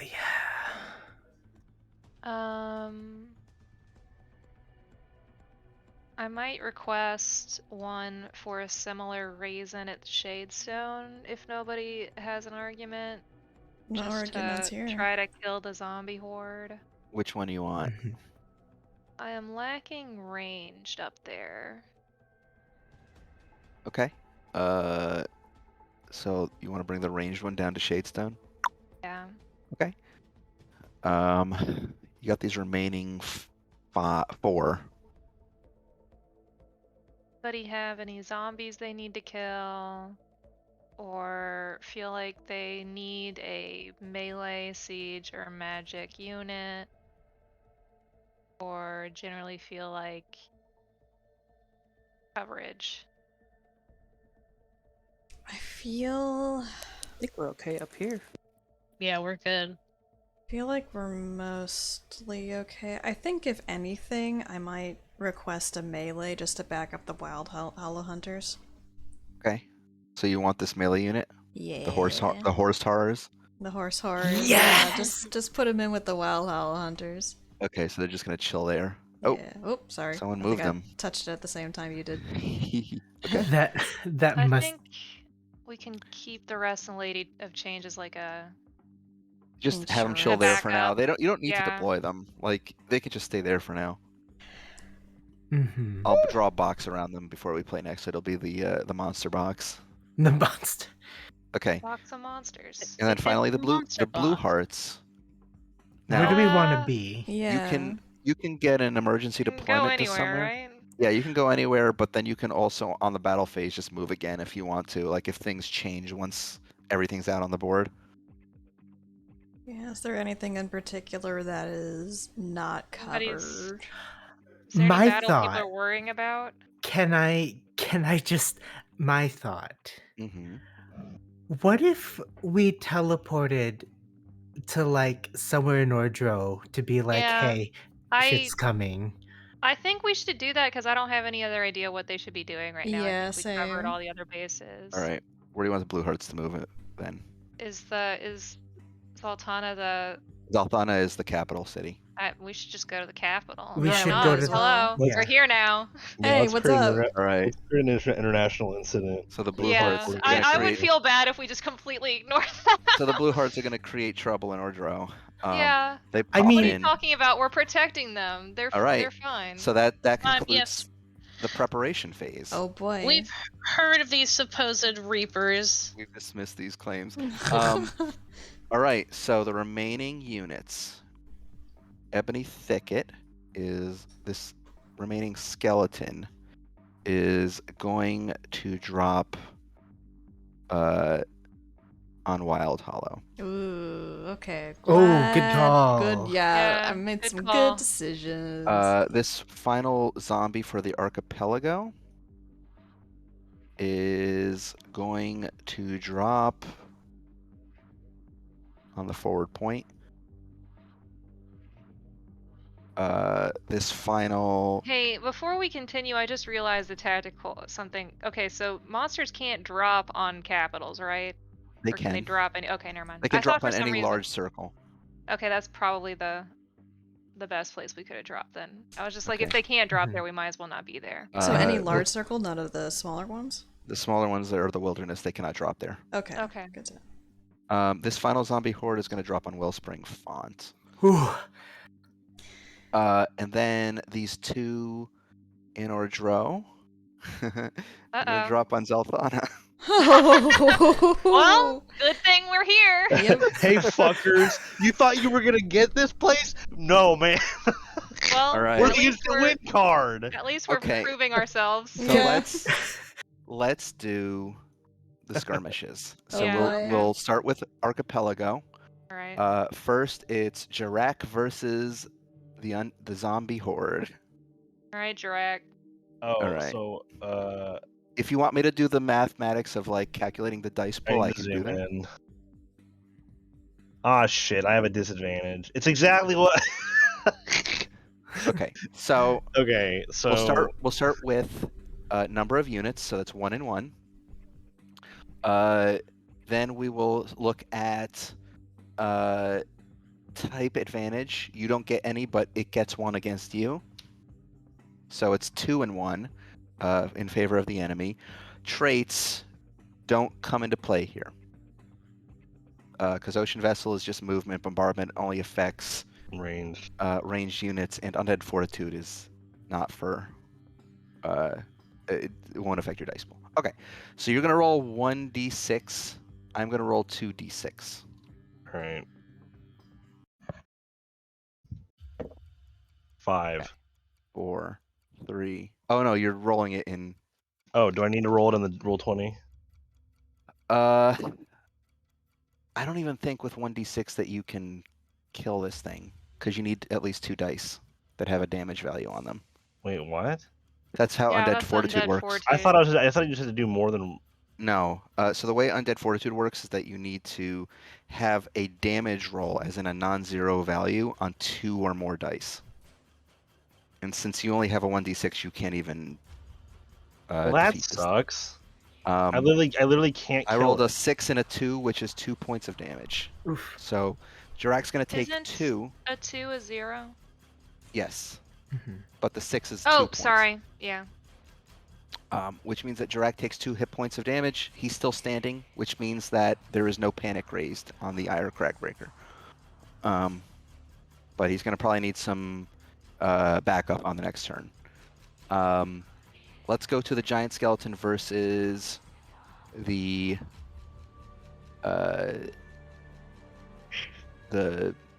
Berserkers. So we'll start with units. That's 1 and 1. You have type advantage, so that's 2 and 1. You also have Archipelago Defender, which gives you an additional dice, so that's 3 and 1. So if you want to roll 3d6 for me, I'll roll 1d6. Okay, so that is 4 points of damage for you, and I got 1 point of damage. However, evasion will reduce the amount of damage you rolled by 1, which means that you rolled 3 points of damage, which is still enough to kill it. So you wipe out the skeleton and you take 1 point of damage.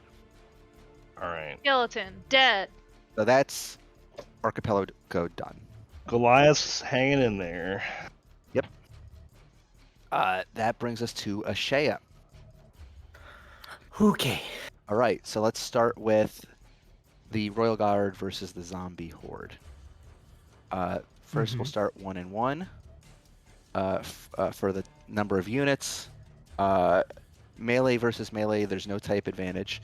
However, you gain Dune Defender, so you get 2 dice on that roll. All right, So- Millie, use your Yes. dice magic. Roll 2d6, and I will roll 1d6. That's 2 points of damage. That's going to kill your unit. It's still rolling. Oh, What? why is it so slow for you? I think Mel's computer. Well, of course, of course. We were I My said use your dice God. magic, and I knew it. so. So that is enough to kill the zombie. Wow. Jesus Christ. That is enough to kill the zombie, but it still did enough damage to take your unit out, so you are incapacitated. Mm-hmm. Okay.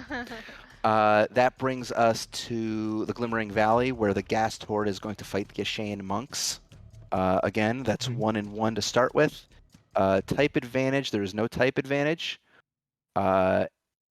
Putrid Stench, who is going to reduce your your dice pool by 1, which means Oh, that you have no! no dice to roll.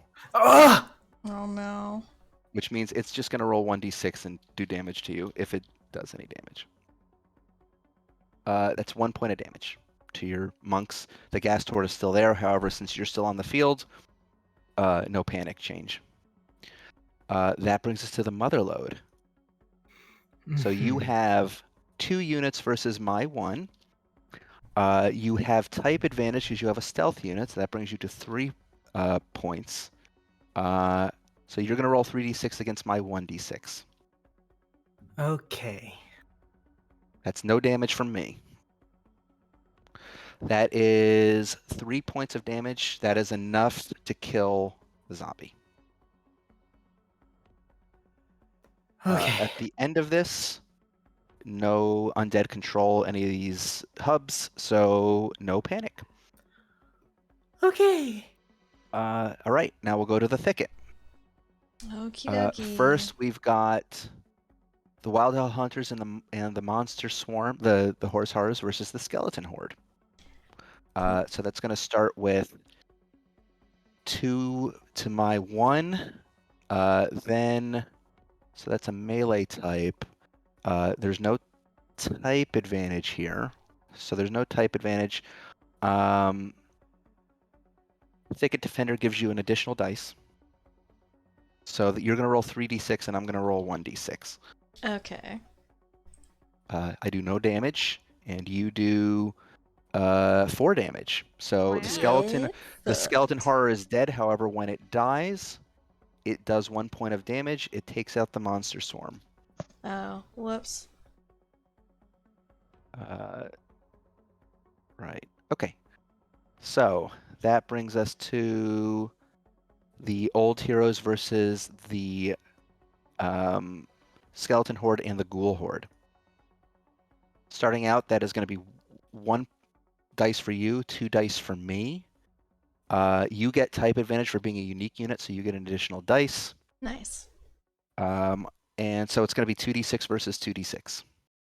Okie dokie. So you did 2 points of damage. That's enough to kill both units. I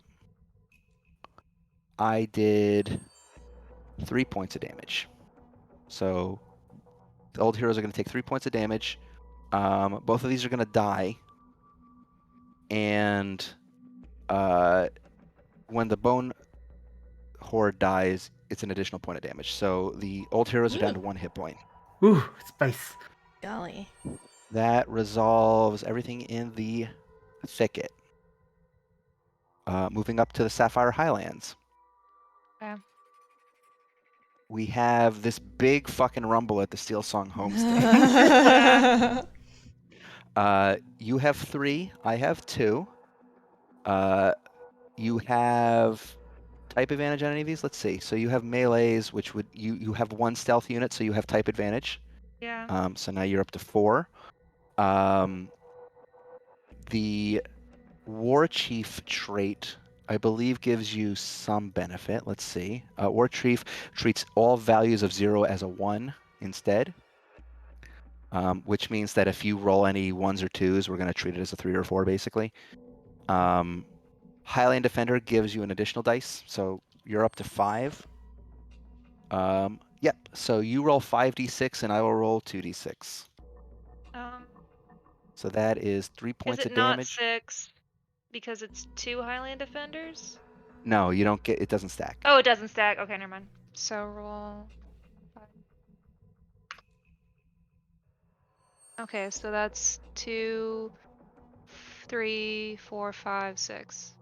Yep, because those 1s are being treated basically as 1 Yes. damage. So that's 1, 2, See, 3. I'm glad you 4. gave Logzall to me because he mitigates my fucking Yeah. shitty luck. So that takes out both bone splinters. Now, because Logzol is here on the field, he's gonna be prioritized for all the damage. So I rolled on my score. I rolled 3 points of damage, so he would have taken those 3, and then the bone splinters would have done an additional 2 damage. So Logzol is incapacitated, and so is one of these mercenary Okay. bands. So he has 0. You choose which one you want to incapacitate.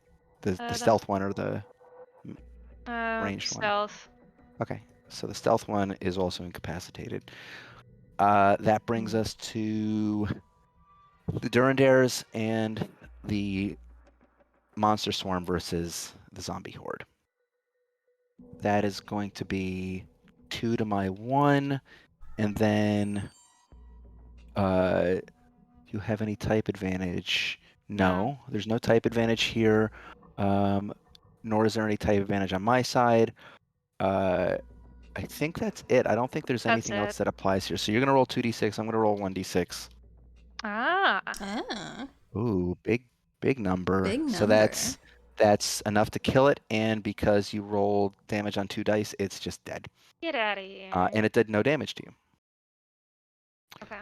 All right, so that concludes the Sapphire Highlands. And we move to the Tranquil Vale. Let's start with the B team versus the Ghast Horde. So that's 1v1. As far as type advantage goes, the B team has unique, so they up it by 1. However, because the Ghast Horde's putrid stench lowers your dice pool by 1, it's still 1-1. So if someone would roll a 1d6 against my 1d6, that's going to be 1 point of damage to the B team from my end. So if somebody would want to roll, that is 1 point of damage. That kills the gas. That kills the Ghast Horde, and the B team takes 1 point of damage. Finally, we've got this fucking skirmish up here. The company versus the zombies. It is basically.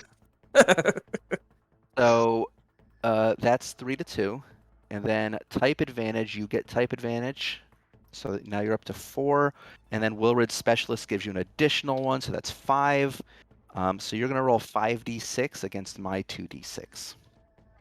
Lauren, would you like to roll this one? Yes. So that's 1 point of damage. That's going to take out one of the company agents, but No, roll your 5d6s first. Hey, if the company is comprised mostly of spies, would that be Plants versus Zombies? My God! That's 1 point of damage. Oh, Enough to no. kill, because they both have undead fortitude, neither of them die. This is Patrick. This is your fault for making me do that.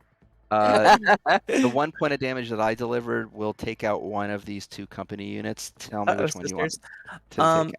Have the Blue Hearts done anything? No, but well, they're gonna. Oh, they're over there. Okay, never mind. They're busy. Well, it is what it is.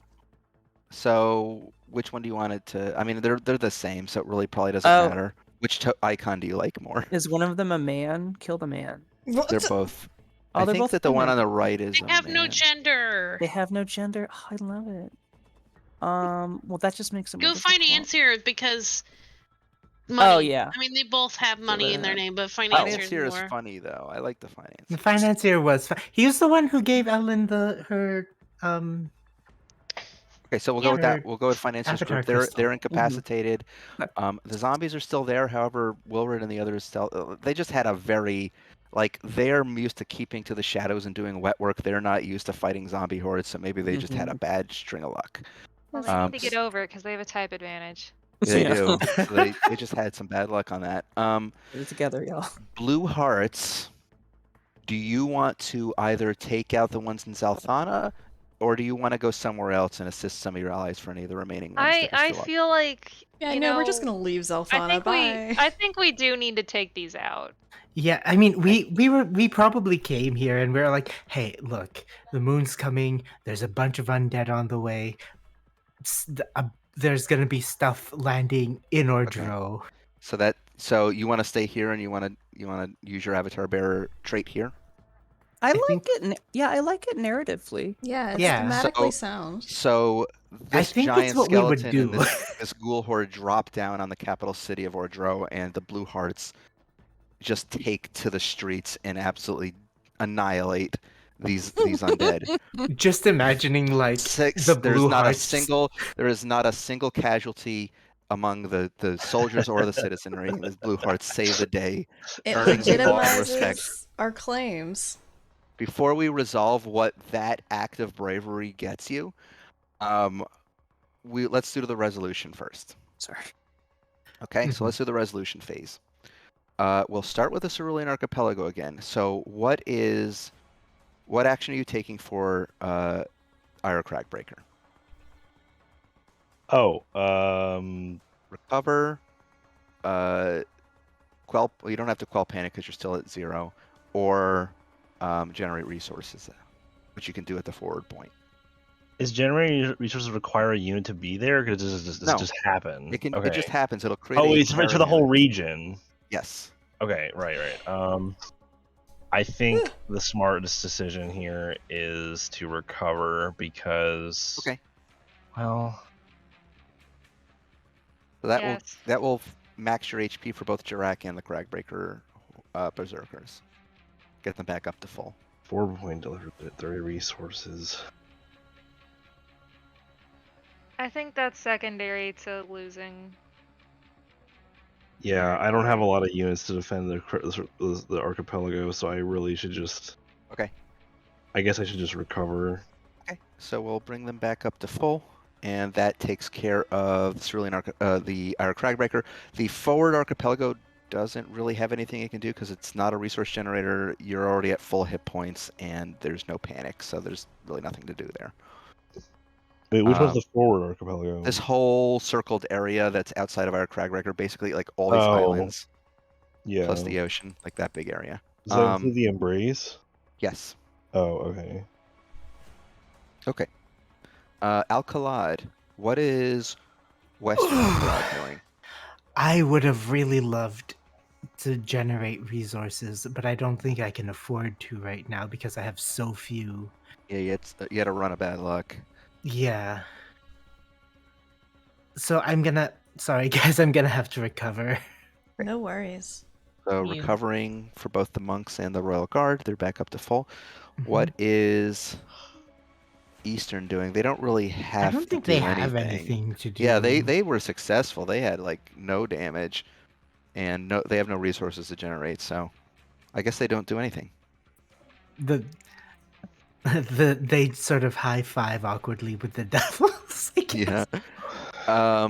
Okay, Ebony Thicket. What is Western Thicket doing? Western Thicket has no problems at all, so, resources. All right, generating a caravan. I believe Synthalis Dale generates 5. Right? Let me look at that little list. So Synthalis Dale is 5. I will put a caravan at that location with a 5 in the name, so we know it has 5 resources. Nifty. And now that I'm looking at this, I'm definitely going to lower it. Like, I'm probably going to have the amount of resources required for stuff. Yeah? Alex, were you going to say something? I'm just thinking, so we're prioritizing the shield, right? Mm-hmm. So Probably. that has to get to Arcadia, Yes. which means you can only basically send one because it Well, takes 9 turns to get up there. Let's wait until the end of the round, because maybe something happened as a benefit of the Blue Heart's bravery. Fine. All right. Turns out the dust fields 500 resources per turn in. let's finish. What's the Eastern Thicket doing? Eastern Thicket, I think. I don't really want the. Well, but the Blogging Concern has 10 resources. Hey, is there a Southern Thicket? There's the Murk Swamp, which is this. Okay, I'm just area. making sure I'm interpreting these borders correctly. Yeah, so there's Western Thicket, there's Eastern Thicket, there's Murk Swamp, which is where Blackvine Well and like the whole swampy area was, and then there's the Great Unknown, which is where Ordinul and the Southern Expedition are. Okay. It was known, just not to. If one of your units is down, like injured, you can deal with. But if it's down, I think the number one priority is to get it back up. Yeah, I think recovery. I feel yeah. Okay. That's So just a unit economy thing. back to full health for the monster swarm. Yeah. The Merc Swamp, what do you want to do? You Also have recover. I really want the old heroes recover. back up. Well, the thing about the old heroes is that even if they drop to 0, they come back on the next round. Oh yeah, there's like But a. there's not. That's still, You can't though. generate. There's really nothing else to do there because there's nothing to generate and there's no Yeah. there's no panic. Yeah. And Southern Expedition, you don't really have anything Nothing to do there there. either. That's fine. Or Great Unknown. Okay. Sapphire Highlands, Southern Highlands. What are you doing We there? are going to generate a caravan. Okay. So caravan here with 10 resources on it.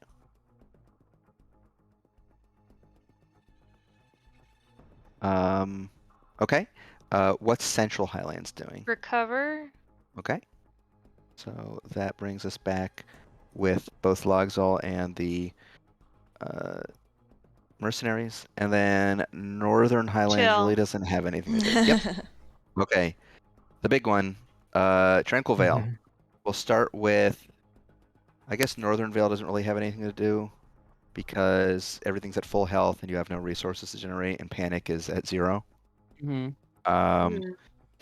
You have the Ethereal Coast out here where your financiers group took a hit point of damage. What do you want to do there? Oh, well, we should just recover. There's nothing else to do, and then Yeah. That's true. Okay, give that so another recover. shot. Eastern Vale, where Skytier Bridge is. Let's start the resources. Okay, so you've got a caravan. Generates, I believe, 10. Yeah. Okay. If a caravan dies, does that increase panic or anything? No. Okay. They just Great. lose it. Normal rules. Okay. Great. Then I guess let's do caravans everywhere else. Okay. You don't wanna recover for the B team, or you're fine with them? Oh, They have one. what They do you only think? lost a hit point, so it's Lauren, what do you think? About what? I'm so sorry. Um, About recovering? Oh yeah. We're gonna recover the guy that fell, and then the only other thing we'll do caravans everywhere else except possibly the B team to restore that 1 hit point of Yeah. health. Yeah, think- that's good. That's good. So the options are either Western Vale recover to gain that 1 hit point back, or resource generation to create 2 15. caravans, one at 10 at with 10 resources at Voldheim Keep, or 5 at Shady Glen. they're gonna have to suck it up for just a little bit. That's caravan. We need both of those. What? Okay. Well, I mean, because it's, 3 health is still a lot. It is. So, And well, the as far as thing we about know. the difference between a unit that's down and a unit that has some damage is that it can still participate in the fight as long as it has hit points, but it's just if it has 0, it's inactive. So recovering at this point is less useful. Yeah, we could let's do caravans this turn, and then if we feel like we need them to recover, we could just warp them to like, I don't know, somewhere barren. I guess, That's true. where there's Okay, like so no point. let's do caravans of both of these. I think that should be good. I think. Yeah. Okay. And Shady Glen delivers 5. Now, before we conclude for the night, let's talk about what happens due to the Oh, Blueheart's boy. selfless act of bravery and Zelfara. Yes. Oh God, it's gonna be ironic. After They're gonna kill us. after you conclude the battle against these undead horde, you are invited to a personal audience with the Sun Queen herself. She thanks you for your selfless act of bravery, and as you explain to her what fate is befalling Othara, and you explain everything to her, she, of course, is not going to sit idly by while the world burns. She pledges not only her own troops, but due to the influence of the Ordro merchants who are experienced in trade routes, all of your caravans move double speed now. Yes! Wait, does that mean that ocean ones do 4 4. spaces? Yes. Oh, fuck. There's that speed. Oh my god. And here are the tokens you gain from Ordro. Ooh. Archers. Emergency deployment, yes, thank you. They all have emergency Ooh. deployment. Oh, that And rules. yes. Oh, Queen's that Royal Guard. The rules. Sun Queen's Royal Guard is a unique that also has inspiring presence. They all have the Damn. ability to just teleport Nice. across the world. What the They're fuck? fucking magic. It's a Mhm. magical Mhm. society out there. That's cool as Damn, we never hell. went out there. Well, we're doing it now. We didn't have time. We've always been on a Yeah. Yeah, and schedule. the dusk fields. What's the number, Falk? What's the number?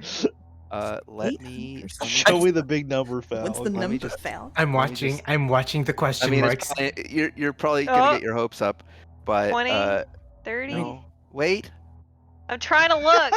hold on. I gotta look at my notes. Give me a minute. No. Can I just say, like, the way I imagined it happening is the blue hearts like teleporting into Zalthana and being like, and then like being unable to talk to anybody at all, and then everything bigger. happens, and everyone like the blue hearts just pop avatar form and just go ham. Yeah, honestly, that's Alright. probably the best way we could have ended up in Ordro, because otherwise we would have had to go through a bunch There you of go. shit. That's the Yeah, number. I put it on the 50. research. Yeah. Ooh. Yes. Nice. Nice. And it's, I mean, it's much closer than Yep. what's the other one? Or the Ordinal? Alcalad. Alcalad. Yeah, like you It's are much closer. literally like Oh. 1, 2. Yeah, you're not that many squares away or hubs away from even Crankshaft. If that I mean, makes you reprioritize, we might be able to do Crankshaft just from that. and now everything moves double speed as well. Mathematically. Let's prioritize the first two, Let's prioritize. Yeah, but Alright. maybe. So, see. but big maybe. laser though. So that was the first round. We have 9 more of these. All Check right. it out. We have 9 more of That's these great. to go, but we will pick this up the next time we play, which will be in a couple of weeks. That was This has really been fun. great. I'm excited about this. Yeah. This has kept really fun, Val. My tactics brain is spinning. Yeah. I like know, that. right? I'm glad. I was really worried because as I was developing this, I was going really far down a rabbit hole, and I was like, "Am I the only one who's going to enjoy this?" No, I this think- is. I'm having like- so much fun. Clearly, obviously, there's a couple things that are a result of lacking playtesting, but otherwise, this is like this is a pretty sound like setup, and like the rules, like all the things are fun. It does take a while to go through it all, but it is a fun, That unique prep phase, it concept. takes a long ass time. Yeah, but like this is a very unique experience that I was not anticipating for this game. Yes. So it's I figured cool. it would be a good way to ease back into the game since like it doesn't require a lot of RPing, and Yeah. also I thought this was like more interesting and of a visual than being like, Oh yeah. oh, Blue Hearts, another swarm has appeared at the crossroads. Go fight Mhm. them. Like that wouldn't have This been great. this is a lot more like we get the scale of everything Mhm. that's going down. Plus, you get to Yeah. see the reward for like all of the allies you've made along the way. Like Yes. you wouldn't have had if things had turned out different. Maybe you wouldn't have had all these orc units or the Lady of Changes units. Like things. Yeah. Mhm. thing- Or even decisions like matter. something like the dragon teleport. Yeah. Mhm. Yeah. Or Yeah, this is actually really even cool. like having the research projects at all. Yeah. I think this is wonderful. Well, Yeah, thank you. I got yeah. inspired a little bit by Root, Patrick. So thank you for introducing that game to me. I That's really like it. exciting. Well, it was Yeah. Chris, but we're interchangeable mostly. That's Chris. true. I mean, Wherever you are. you played with You- us, so Yeah. No, there's absolutely zero. There's negative disrespect when me saying this. Patrick and Chris are like kind of half the same person. This is not like trying to reduce your identities in any Oh, way. no, Like no, no. you just like it does sort of feel like you both like were like half cloned from like the same being sometimes. Oh, we've This been, makes sense to me. well, we've been friends since we were 7. wow. Really? You're Wow. practically Yeah. brothers. Yeah. Yeah. And Damn. I mean, it, oh God, well, I can't get into the whole thing, but I mean, yeah, I mean, I spent the night at his house like every weekend. Yeah. I didn't Since realize you were then, childhood friends. That's very cute. Yeah. Ugh, there was this one time I was gonna spend the night at my friend Tristan's house, and I asked him, I was like, "Oh, can I stay the night?" And he was like, "Oh, yeah, sure." And then his mom later was like, "Well, Tristan doesn't really do sleepovers anymore," and I felt so bad about it because I was like, Aw. "Oh, that's like a baby thing to do." But then I was like, you know what? It's fun to hang out with your friend at night, so I'm Yes. gonna keep doing that with Chris. So Yeah. whatever. Yeah. I did that with my friends growing up, like throughout high school. Yeah, same. I didn't have friends in high school. Oh. Same. Didn't you have all the people on StarWar.net that trolled and bullied you? Oh gosh. Damn, like me. Yeah. Well, Yeah. no one's saying no. I'm One sorry. time I I did was stay over at my friend's house when I was like 11, but I had a migraine and I really wanted to go home. Oh god. And it was like 1 in the 11? morning and they wouldn't let me leave. oh. At that point, because I lived right down the street, I was like, I'll just grab my stuff. And he's like, no, you can't go. Oh my Or god. the dad was like the. Ugh. It's weird. One time I slept over at a friend's house when someone who used to live down the street, like literally like 3 or 4 houses down. And I was laying awake in his room on the floor in my sleeping bag for 3 hours. And I was like, you know what? This isn't worth it. I was like, so I got up and I went and found his mom. I was like, can I go home? I can't fall asleep. She was like, okay. So I just walked back into my house. You know what? Not really feeling this one. It was basically like, I can't sleep. This sucks. I just want to go to sleep. Can This I go isn't the home? vibe. Yeah, like at a certain point, it's like not fun. You know, like if you're Yeah. not if you're not comfortable, it's like, Mhm. oh, I'm stuck here for the rest of the night. Yeah. And Yeah. I Yeah. don't have my Yeah. blankie and I don't have my favorite pillow. I don't have my star blankie, so I can't sleep. Star blankie. Aw. Aw. I'm gonna stop recording and Oh. eventually upload the rest of this shit because I'm Now behind. everyone Go, knows. man. Now everyone knows about my star blankie. Yeah, all the people who fervently would bully follow you this about it. unlisted playlist. My